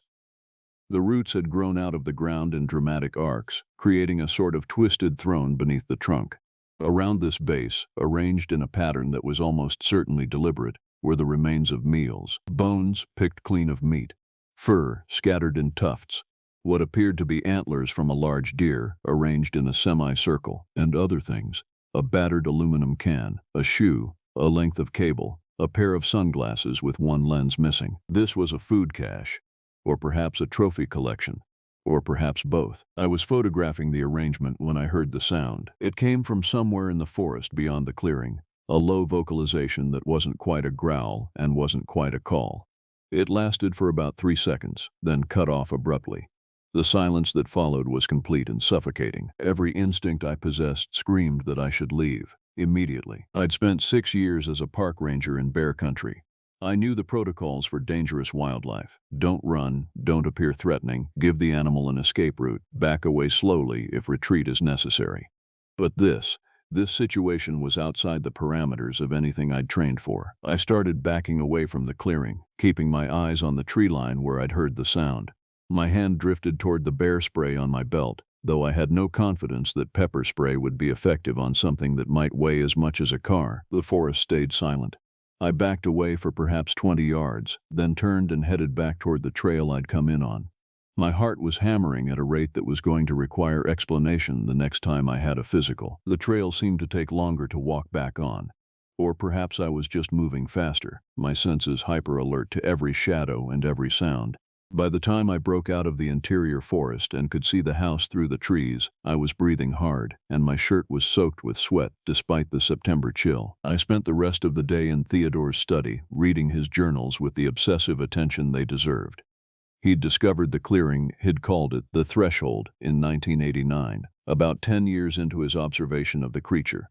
He'd documented everything he found there, noting that the arrangement of bones and artifacts seemed to change seasonally. More recent kills in summer and fall, older remains in spring. One entry, dated 1997, noted something that made my blood cold. Found a boot in the Threshold, size 11, Military issue, partially decomposed. No human remains, but the wear pattern on the sole suggests it belonged to someone who walked extensively.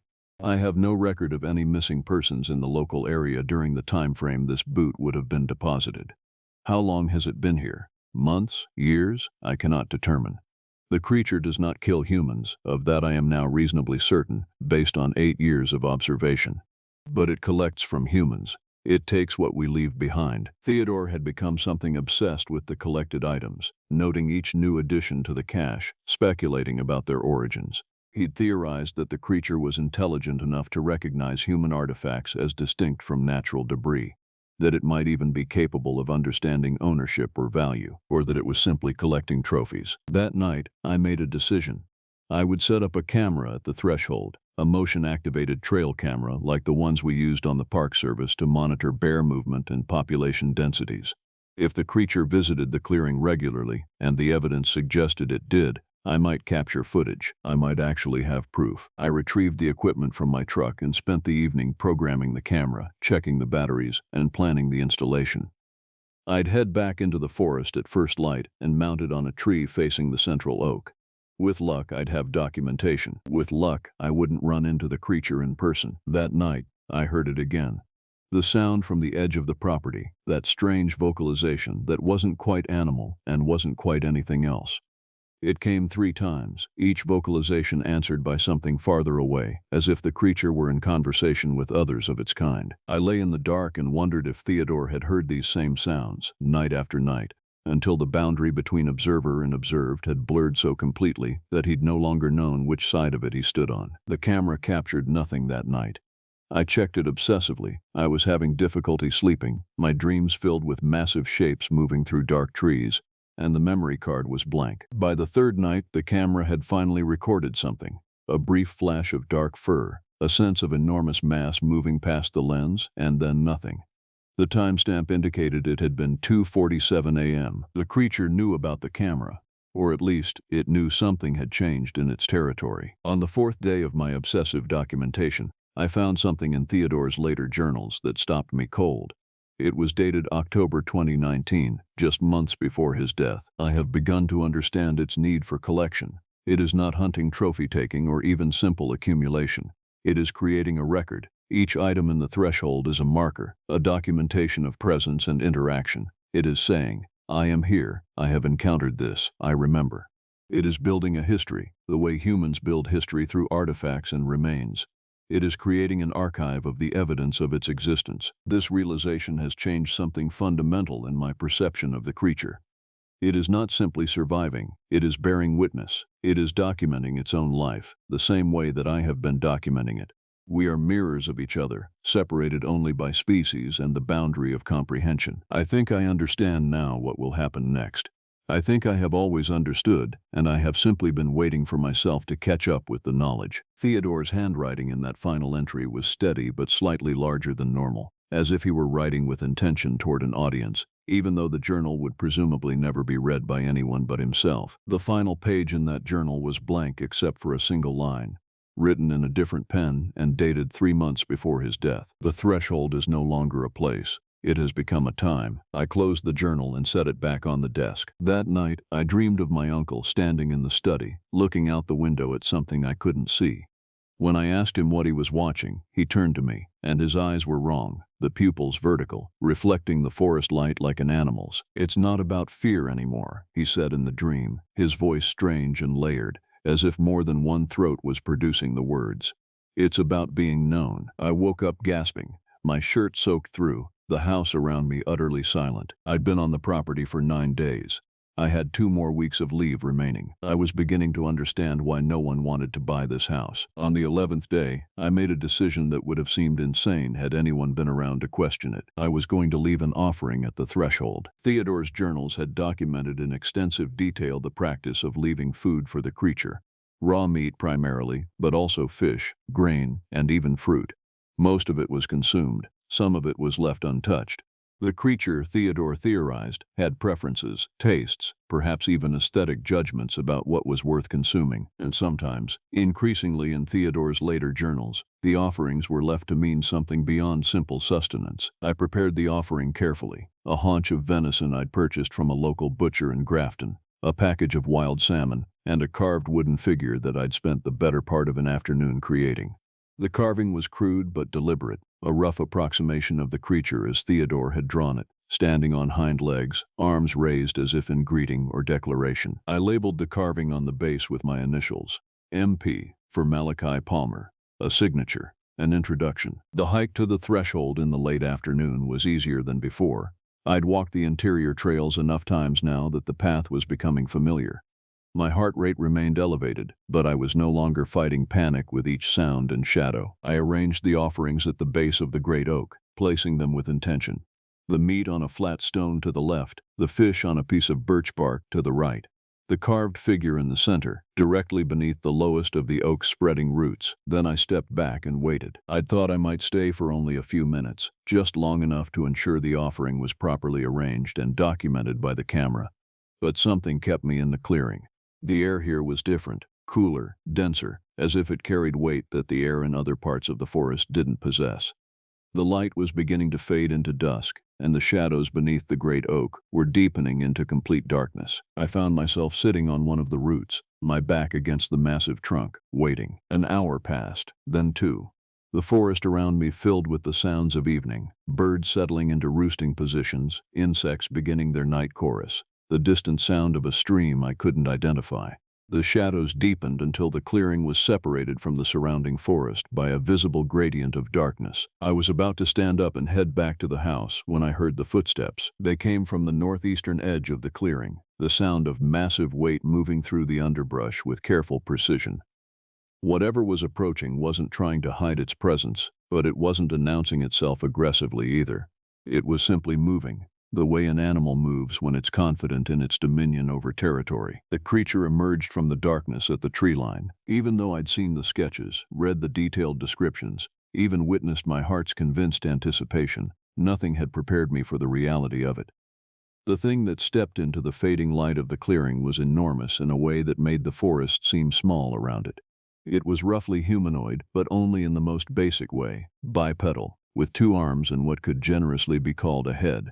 Beyond that, it was shaped by purposes and physics that had nothing to do with humanity. The body was thick and heavily muscled, the shoulders broader than a man's reach.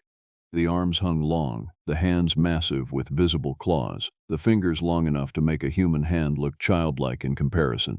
The legs were bowed but clearly powerful, supporting the creature's weight with an ease that suggested muscle and bone both far denser than human equivalents. The head was the most alien feature. It sat on a thick neck, the features arranged in a configuration that was almost but not quite simian.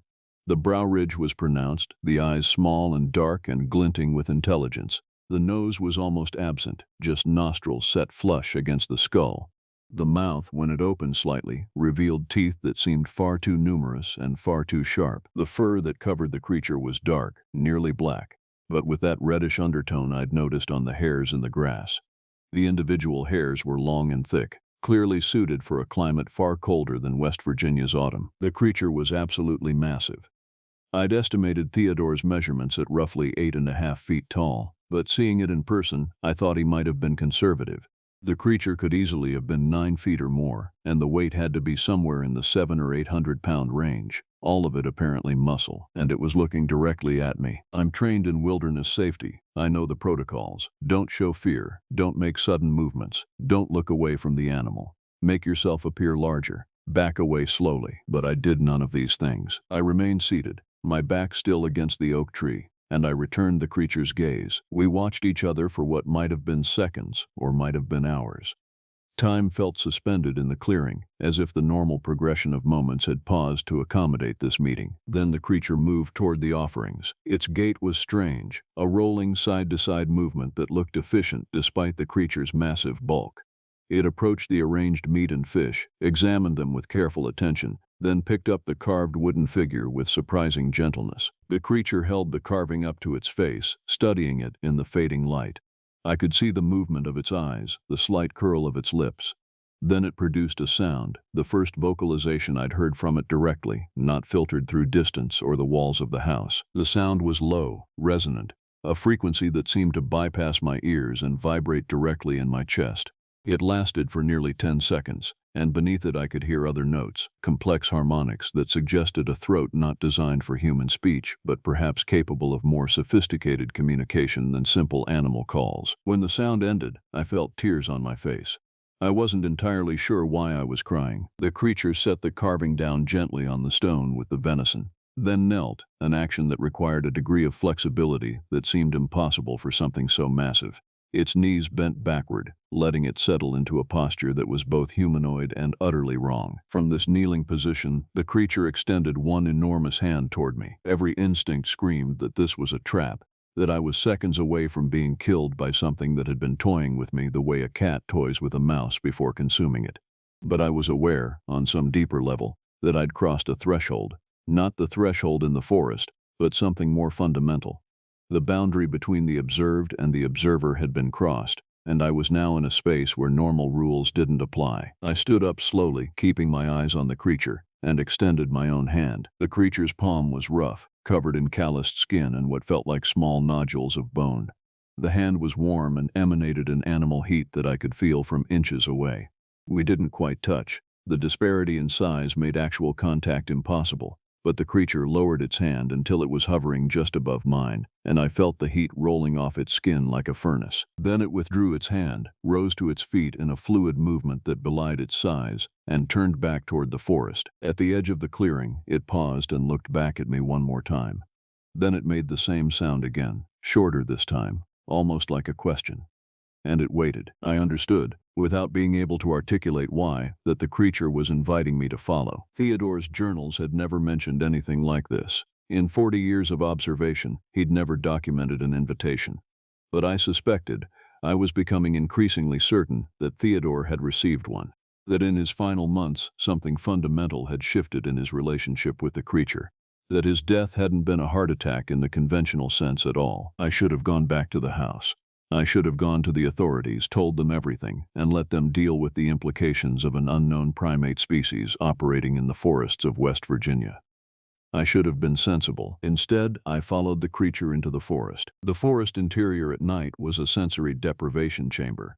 Without the fading light of the clearing to orient me, I was moving through complete darkness, navigating by sound and the occasional flash of reflected light from the creature's eyes ahead of me. My eyes were useless, my normal visual sense entirely compromised. I had to trust the creature to lead me safely, and it did.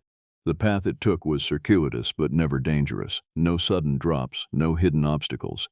It was leading me somewhere with intention, and it was doing so in a way that accommodated my inferior sensory capabilities. The forest path ended at a structure. My eyes had adapted slightly to the darkness, but not enough to make out details. What I could see was a rough outline, the suggestion of walls, an opening that might be a door or might be a natural cave entrance. The structure was massive, large enough to accommodate something that size, and it appeared to be built into a hillside rather than constructed from wood or stone. The creature paused at the entrance and made a sound. A waiting sound. I stepped inside. The interior was warmer than the forest, and it smelled of animal, musk, fur, the organic reek of a creature's den. My eyes adjusted slowly, and what became visible was a space that was far too organized to be a simple animal shelter. The den was roughly circular, maybe 20 feet across, with a floor of packed earth and what appeared to be carefully arranged vegetation. Along one wall, there were what looked like bedding areas, layers of leaves and branches arranged in a pattern that suggested intentional construction. Along another wall, there was a cache of objects, bones, rocks, branches, and other items arranged in a pattern that was almost archaeological in its precision. And in the center of the den, lying on a flat stone, was a collection of items that made my breath catch. A wedding ring, a watch, a child's toy, a photograph in a rusted frame, too degraded by time and moisture to make out the image. A backpack, a shoe, more shoes, a glasses case, a lighter, a wallet, a collection of human artifacts, arranged with the kind of careful intentionality that suggested something far more complex than simple scavenging. Theodore's voice seemed to echo in my mind, words from his final journal entry. It is creating an archive of the evidence of its existence. But what the creature was creating was something else entirely. What the creature had created was a record of human presence, a documentation of human loss. The creature made a low sound, and I understood that I was being shown something significant. That in bringing me here, it was doing something that transcended simple demonstration. It was extending trust, the way one intelligent being extends trust to another. I knelt beside the collection and began to examine the items more closely. I could identify the watch as a Timex, relatively modern, maybe 15 or 20 years old. The wedding ring had an inscription inside, "Forever, Jada M., 1985. The toy was a wooden train, hand-carved, the kind of thing a parent might make for a child. How many people did these objects represent? How long had the creature been collecting them? The creature settled itself onto the floor beside me, its massive bulk shifting with surprising grace. We sat in silence for a long time, two creatures of radically different species, observing the evidence of human transience together. "Why?" I finally asked, not sure if the creature would understand language, but needing to ask anyway. The creature made a series of sounds, clicks and rumbles and vocalizations that seemed almost like speech, though no human throat could have produced them. The sounds went on for nearly a minute, complex and layered, occasionally seeming almost melodic. When the creature finished, I understood nothing of the literal meaning.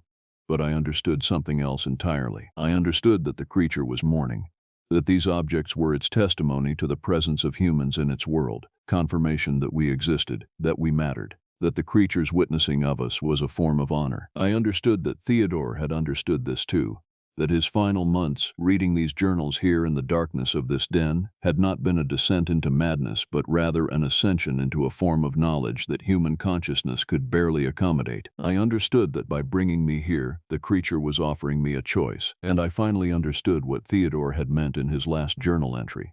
The threshold is no longer a place. It has become a time, a moment in which one could cross from the world of simple observation into something deeper.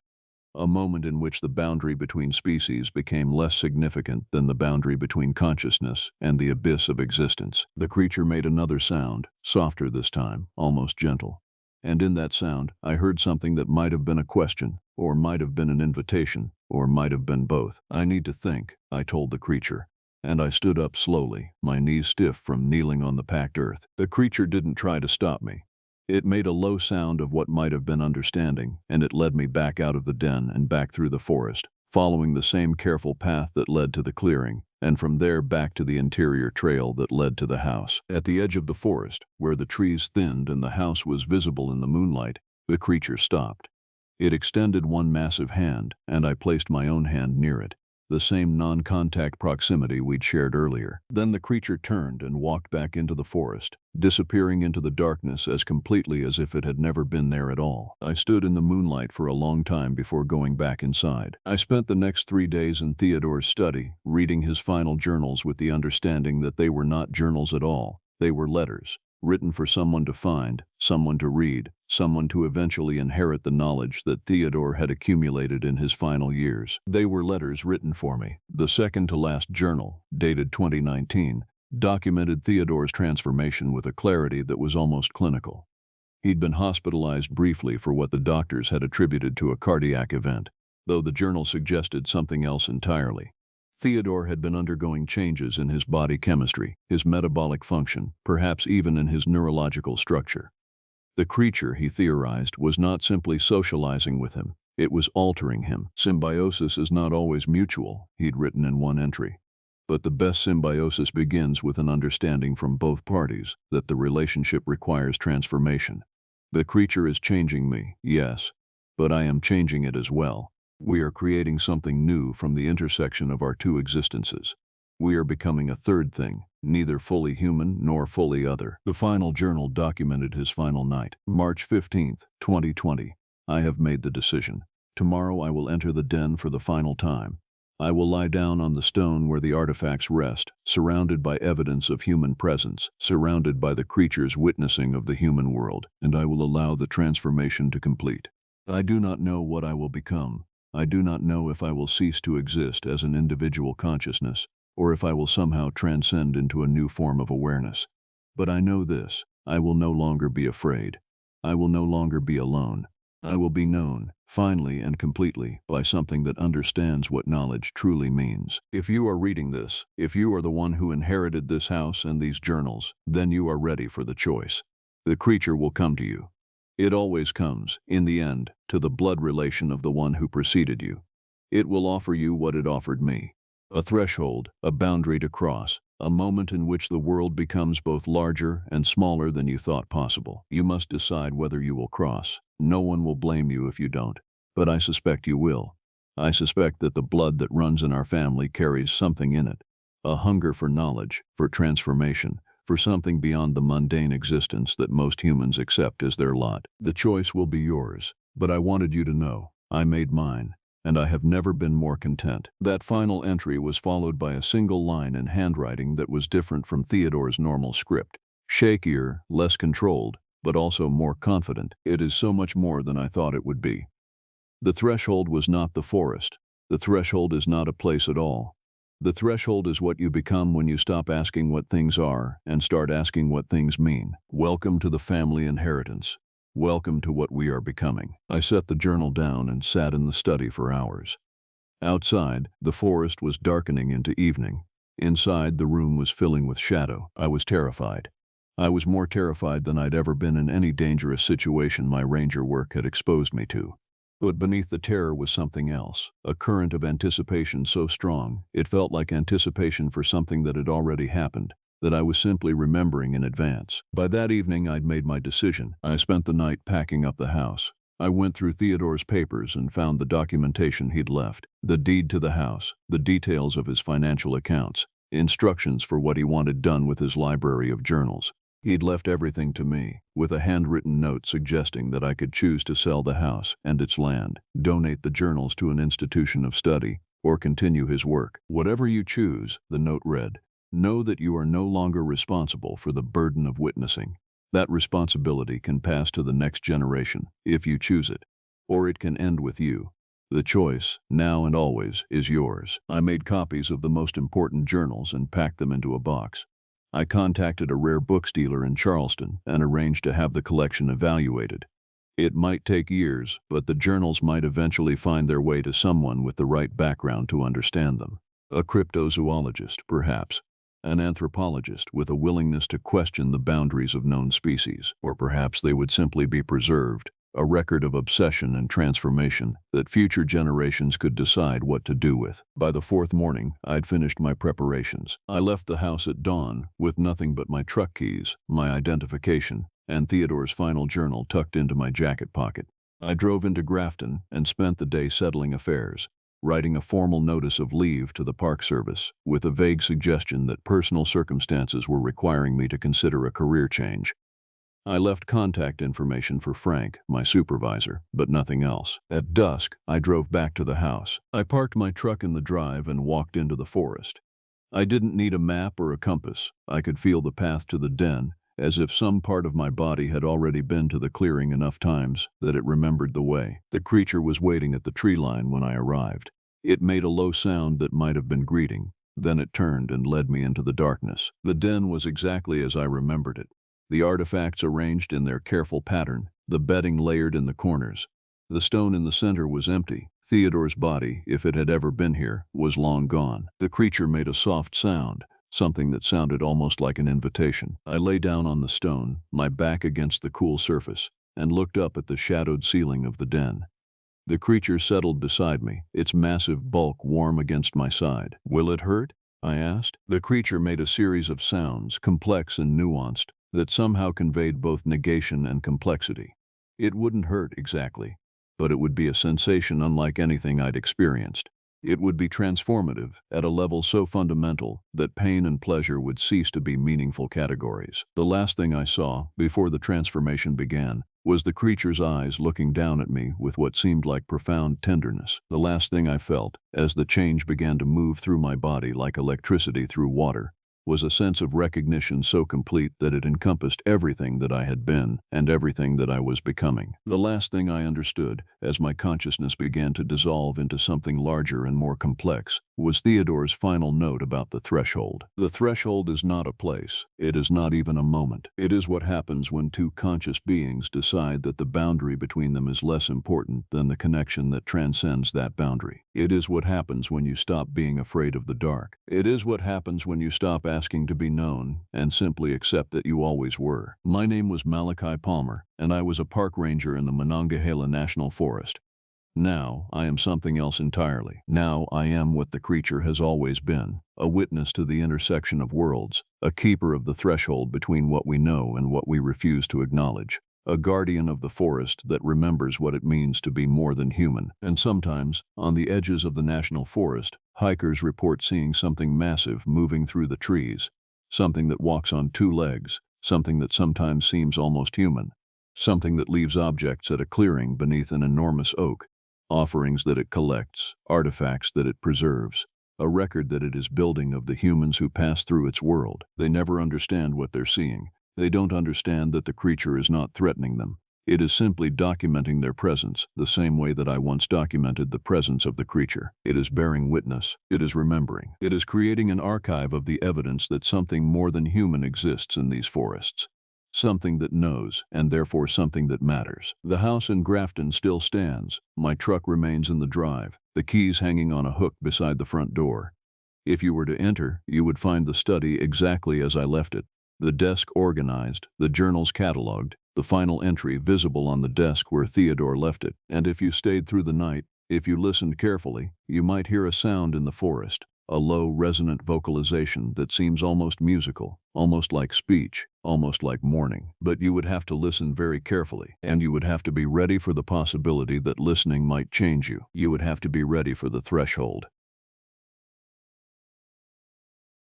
The first one landed in the river right beside our boat, with a crack like a rifle shot. It was a rock, a smooth riverstone the size of my fist, and it had not fallen, because nothing fell from a clear gray sky over open water.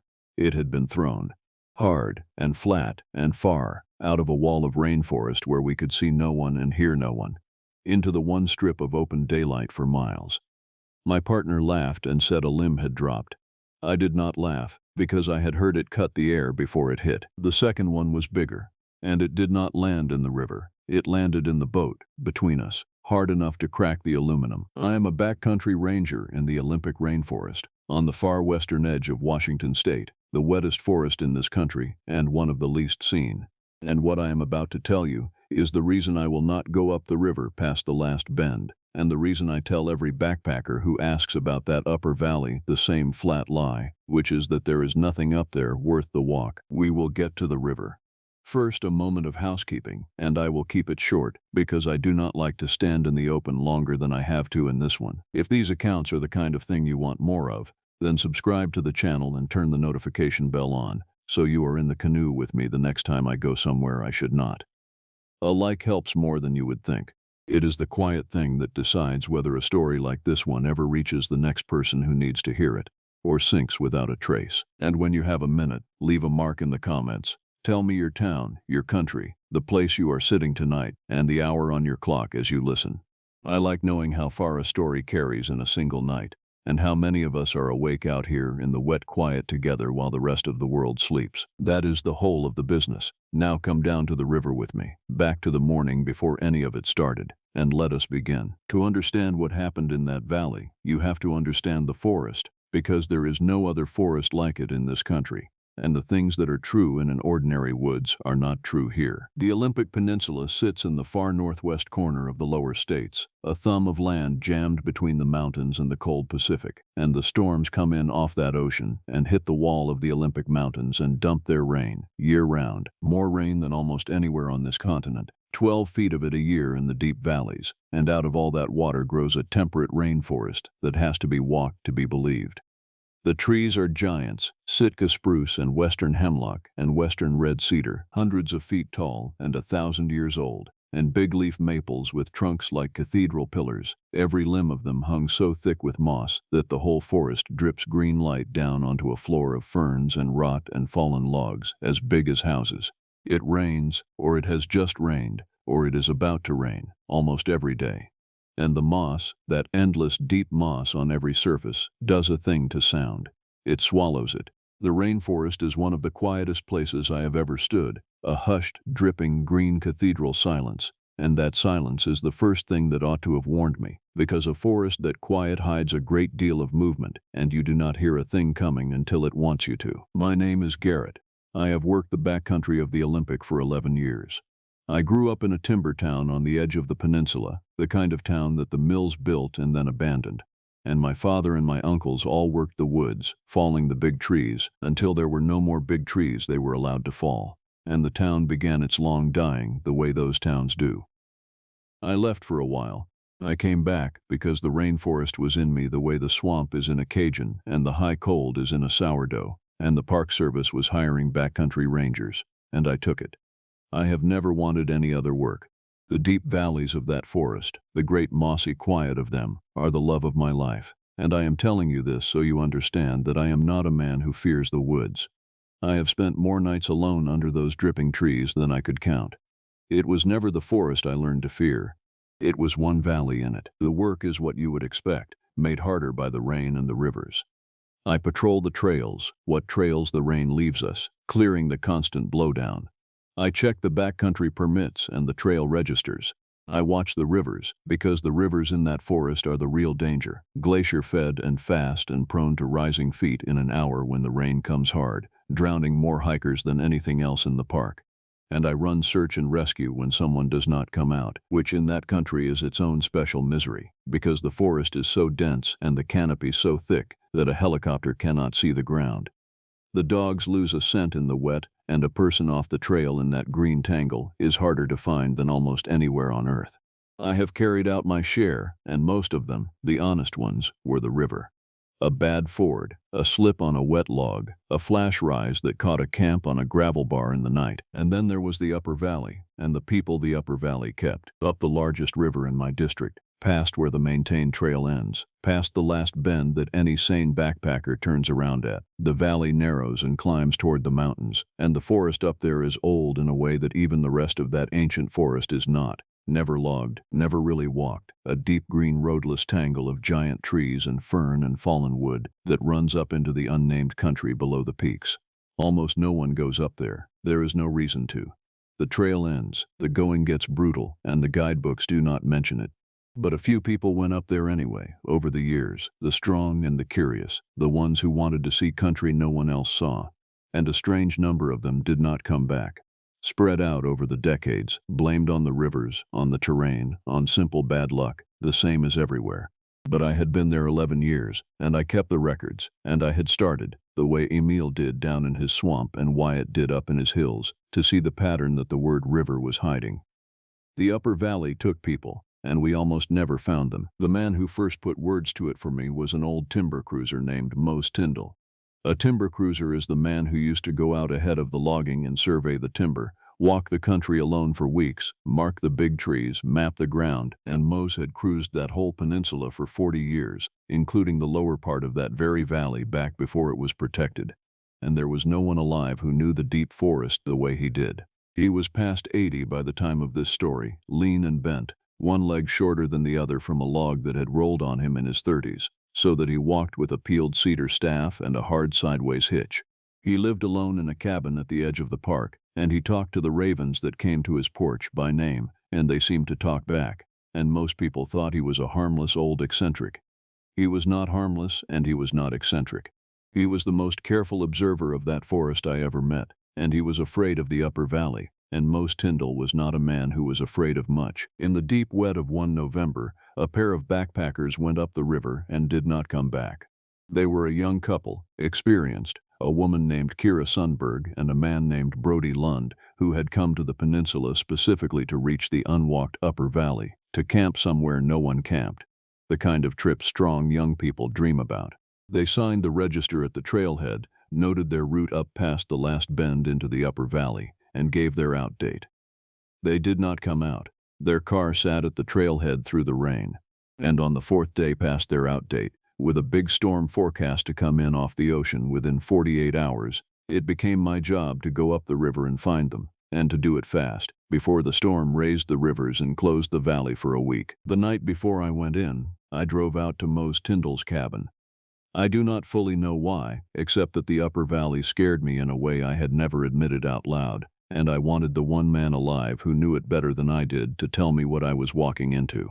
Mose was on his porch in the rain with a raven on the rail beside him, and he listened while I told him a young couple was lost up past the last bend. And his face, when I said it, went still and old and tired. He was quiet a while. Then he said, "You know why I quit cruising that valley, Garrett? I never told you the real reason." I said I had always figured it was the leg. He shook his head. He said, "I cruised the lower valley in '58. We were going to log it before it got protected. I spent 3 weeks up in there alone, marking timber, and in the third week something started walking with me. Never saw it good, saw it enough. Big, stood on 2 legs, taller than a man, covered in hair the color of wet bark. And it paced me through the timber for 4 days, and it threw rock at me, and it knocked on the trees, a sound like a fence post hit with a maul. Knock, knock, answered from the other side of the valley, and on the last night it came into my camp and stood at the edge of the firelight and let me see it, and I packed out at first light, and I told the company the valley was no good for logging, and I never set foot past the last bend again in 40 years. And neither did the old people of this country, Garrett, the tribes that were here 10,000 years before me. They had names for it. They did not go up that valley, they knew. I asked him what it was.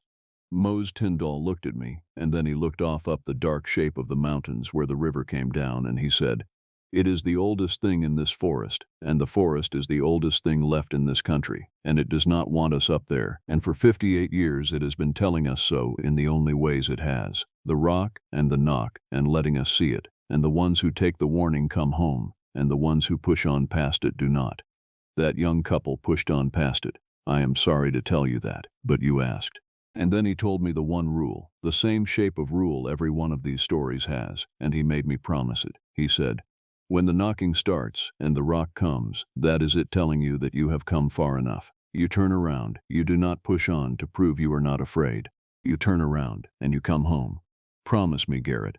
I promised him. I meant it. And I broke it the very next day, for the same reason every man in every one of these stories breaks it.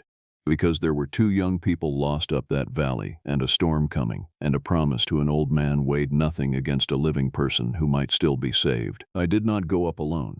The river was too big and the country too rough for one man, and so I took the only other person who knew that upper country at all, which was Mose Tyndall himself, against my better judgment and against everything sense was telling me, because he insisted, and because he was right, that no one else could find their way up that valley as well as he could.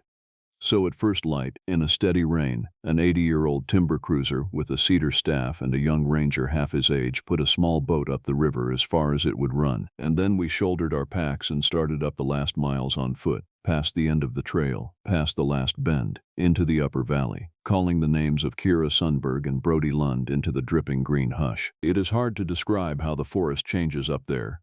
The trees get bigger, older, the moss deeper, the light greener and dimmer under that 1,000-year-old canopy, and the quiet gets quieter, that swallowing mossy silence pressing in until the only sounds are the river, the drip, and your own breath and boots. We found the couple's sign by midday, a boot print in the mud of a side creek, then a place where they had clearly stopped to rest, a candy wrapper, a scuff of ground. They had made it well up the valley, past where I had hoped to find them safe, and turned around. We pushed on, deeper, and as we climbed, the forest began to feel, the way these forests do in these stories, like it had turned its attention on us, and Mose felt it before I did. He stopped, leaning on his staff, his old head cocked, and he said one word. He said, "Listen." And I listened, and at first there was only the drip and the river. And then it came, a knock, a single hard percussive crack, wood on wood, deep in the timber off to our left. Loud, deliberate, nothing like a falling limb or a woodpecker. And a moment later, from across the valley, on our right, an answer. Another knock. The 2 of them, calling back and forth across us, across the valley, and Mose Tyndall's face when I looked at him had gone the color of the gray rain, and he said very low, "There it is. That is it. Garrett, that is the warning. It is telling us we have come far enough." And every part of me that had spent 11 years in that forest knew that he was right. And I almost turned us around. I swear to you that I almost did. And here, before the rock comes and the day turns, is the one moment I am going to step out of the story and speak to you straight. because we are standing now exactly where the warning came, the fork between the smart road and the road I took. So let me say it plainly. I can tell that you have been pulled into this, that you are with me up that valley right now. And I can also tell, because I have done this a while, that you have not actually liked the video yet or left so much as a word below to say you were here. That is the small, safe, free thing, done from a warm place where nothing can reach you. So do it now, the like and a quick comment, while we are still on the right side of that fork. Mose and I were standing right here, with every reason to turn around, and we did not. You can do the wise small thing that we did not. Go on. Then we will go up, because up is where I went. We did not turn around. Brody Lund and Kira Sundberg were somewhere up that valley, and a storm was coming, and I told Mose we would push on a little farther, carefully, just to the next bench, and if we found nothing we would turn back. He looked at me a long time, the knocking still trading back and forth across the valley around us, and then the old man nodded, because he had his own reasons, I think, 58 years of his own reasons, and we went on. Up, the knocking followed us. It moved as we moved, ahead and to the sides, never behind, the way the prince had circled Amos Tiller's cabin and the screaming had circled that cove in the southern mountains, a thing keeping pace, keeping station, herding, and then the rocks began. The first one cracked off a tree trunk 10 feet to my right, thrown hard, out of timber where I could see nothing. The second landed in the ferns at our feet. They were not meant to hit us. I understood that even then, they were thrown to land near us, to turn us, to push us back down the valley. The same message as the knocking made physical. You have come far enough. Go back. And a part of me, the oldest animal part, wanted desperately to obey, because being herded by something you cannot see, something with the strength to throw a stone that hard that far, and the cunning to land it that precisely, undoes a person in a way that is hard to describe. But I had found their sign, fresh, and I could not turn back now, and so we pushed on through the rock and the knock, up toward the bench, and the smell began. It rolled down the valley on the wet air, and it was the worst part yet, worse than the knock, worse than the rock. A heavy, rank animal musk, like a wet dog and a soiled stall, and something rotten under it, thick and warm and alive, and it came and went in waves as if its source were moving through the timber near us. And Mose Tyndall stopped when it hit him and put his hand on my arm and said, "It is close now. It is letting us smell it. That is the last warning before it stops warning." And the green gloom under those giant trees had gone deep with the storm coming on early, and the rain was picking up, and somewhere very near us in that mossy hush, upwind, something large was moving, and we could not see it, and we could only smell it and hear the knock and feel the weight of its attention. And we went up onto the bench, and on the bench we found Brody Lund. He was at the base of a great cedar, and he had been dead for a day, maybe two, and I will tell you the shape of it and not the rest, out of mercy for the people who loved him. He had not been killed, not the way an animal kills. There were no marks on him of teeth or claw. He had died of his injuries from a fall, or from many falls, the kind of damage a person does to themselves running blind and terrified through that brutal country in the rain and the gloom, off ledges, into logs, again and again, until his body gave out. He had run himself to death. Something had driven him through that forest until he died of the running.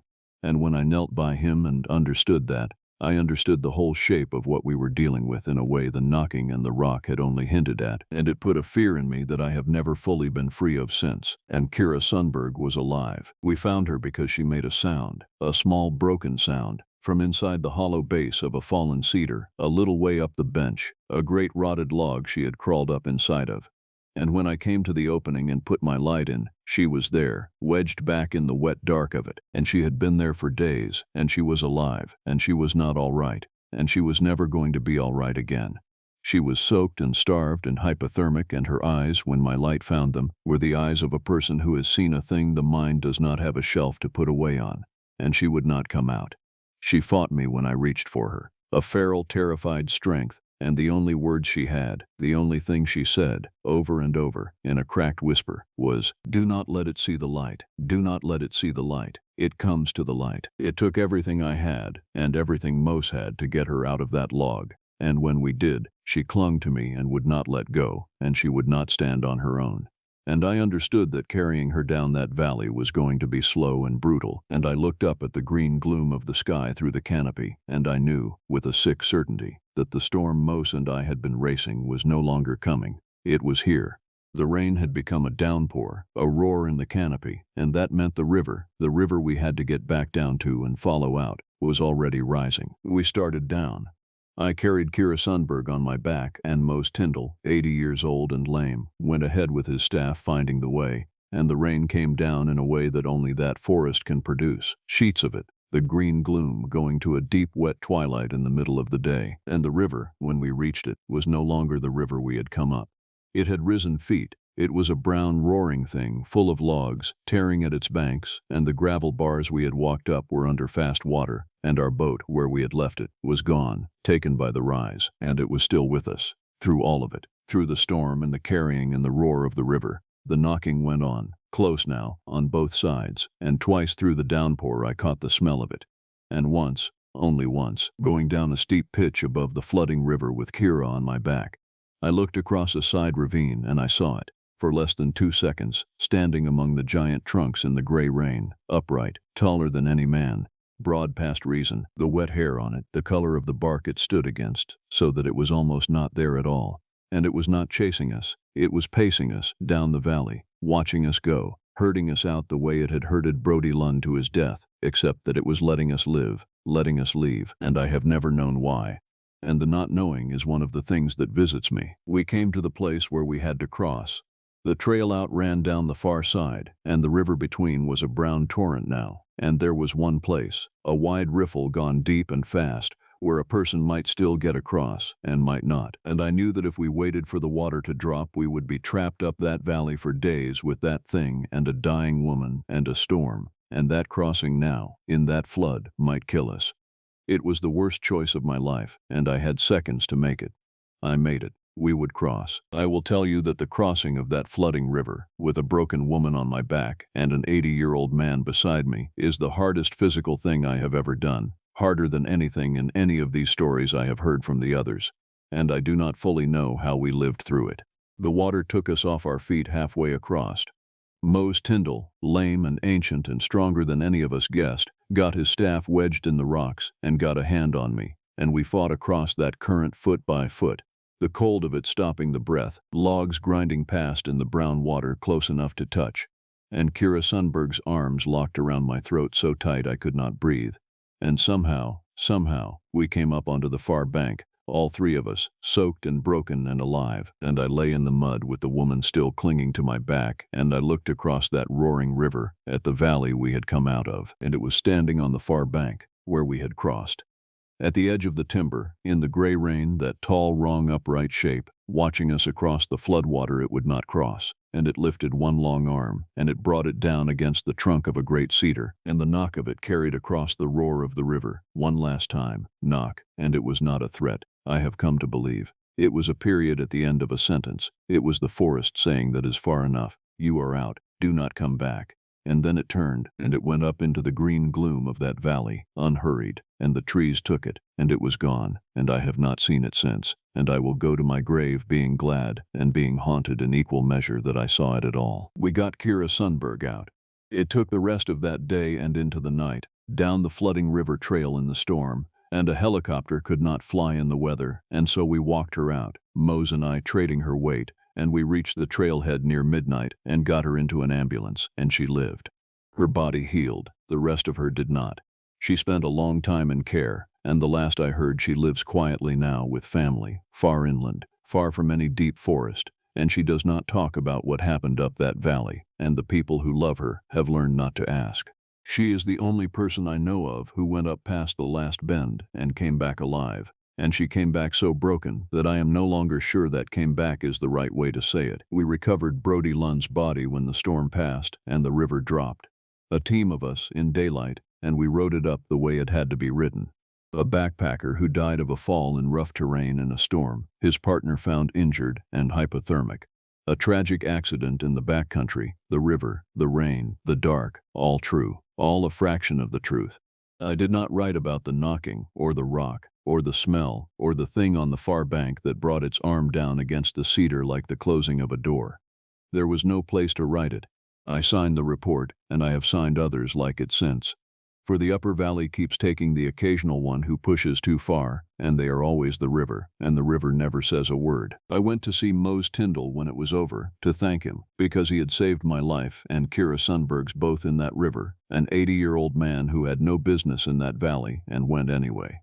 He was on his porch with his ravens. He did not say much. He never did.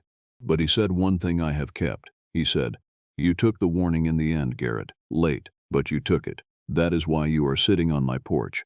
Brody Lund did not take it, and Kira would not leave him, and that is the whole of the difference in that valley and every valley like it. The warning is always given. The rock and the knock and the smell and the sight, it always gives the warning first. It is the most patient teacher there is. The only question is whether you are the kind of fool who turns around when you are told, or the kind who pushes on to prove something to a forest that was old before your whole bloodline was born. And then he fed a raven from his hand, and we did not speak of it again. And Mose Tyndall passed in his sleep the following spring. In his cabin at the edge of the forest he had spent 90 years learning. And the ravens, the people in town said, came to his porch for a week and called, and then they stopped. And I believe that because I have learned to believe stranger things. Here is the part one have never put in a report, the part that is the reason I am telling you all of this tonight. I still ranger that forest. I cannot leave it. The great dripping green quiet of it is the love of my life, and always will be, and most of it, the trails and the river bars and the elk in the morning mist and the 1,000-year-old trees, is the most beautiful country God ever made, and I will work it until my body quits. But I do not go up the river past the last bend, and I have made sure, in the quiet ways a man in my position can, that the permits steer people away from that upper valley. And when a strong young backpacker comes to me with that particular light in their eyes and asks what is up there past the trail, I look them in the face and I tell them the flat lie that has kept more of them alive than the truth ever would. I tell them there is nothing up there, just more trees, not worth the walk. And every November, when the big storms come in off the ocean and the rivers rise and the forest goes to that deep, wet green twilight in the middle of the day, I think about that valley and the knock trading back and forth across it and the tall wrong shape on the far bank bringing its arm down against the cedar. And once, 2 autumns ago, patrolling a trail miles from that valley, in country I trusted, in the gray rain, I heard it, far off in the timber, a knock, a single hard crack of wood on wood, deliberate, and then, from across the way, an answer. And I stood there in the rain with my heart going, and I did not go to look, and I did not knock back. And after a moment I turned and I walked out the way I had come, and I have wondered ever since whether it was only my mind, or whether the thing that owns the upper valley sometimes comes down to remind the one man who got away that it remembers him, and that it could have herded him to his death the same as Brody Lund, and chose, for reasons I will never know, to let him carry the warning out instead. So if you take one thing from a tired old rainforest ranger tonight, take this. If you are ever deep in some great old forest, far past the end of the trail, where the trees are giants and the quiet is the kind that swallows your own footsteps, and you hear a knock, a hard crack of wood on wood, answered from across the valley, and then a stone cuts the air and lands near you out of timber where you can see no one, then you must understand that you are being spoken to, in the oldest language there is, and the thing it is saying is this. You have come far enough, go back. Do not push on to prove you are not afraid. Do not go up to see what threw the stone. Turn around while it is still asking and not yet telling, and go home, and be the kind of fool who lives. Because the forest is older than all of us, and there are valleys in it that are not ours, and were never ours, and the thing that keeps them is patient and fair in its way. It warns you first, it always warns you first.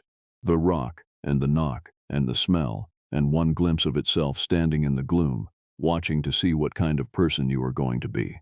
And the only ones who come home are the ones who answer it the way Mose Tyndall taught me to answer it, too late but not too late, which is to lower your eyes and turn your back and walk down out of its valley, and never, as long as you live, go up past the last bend again.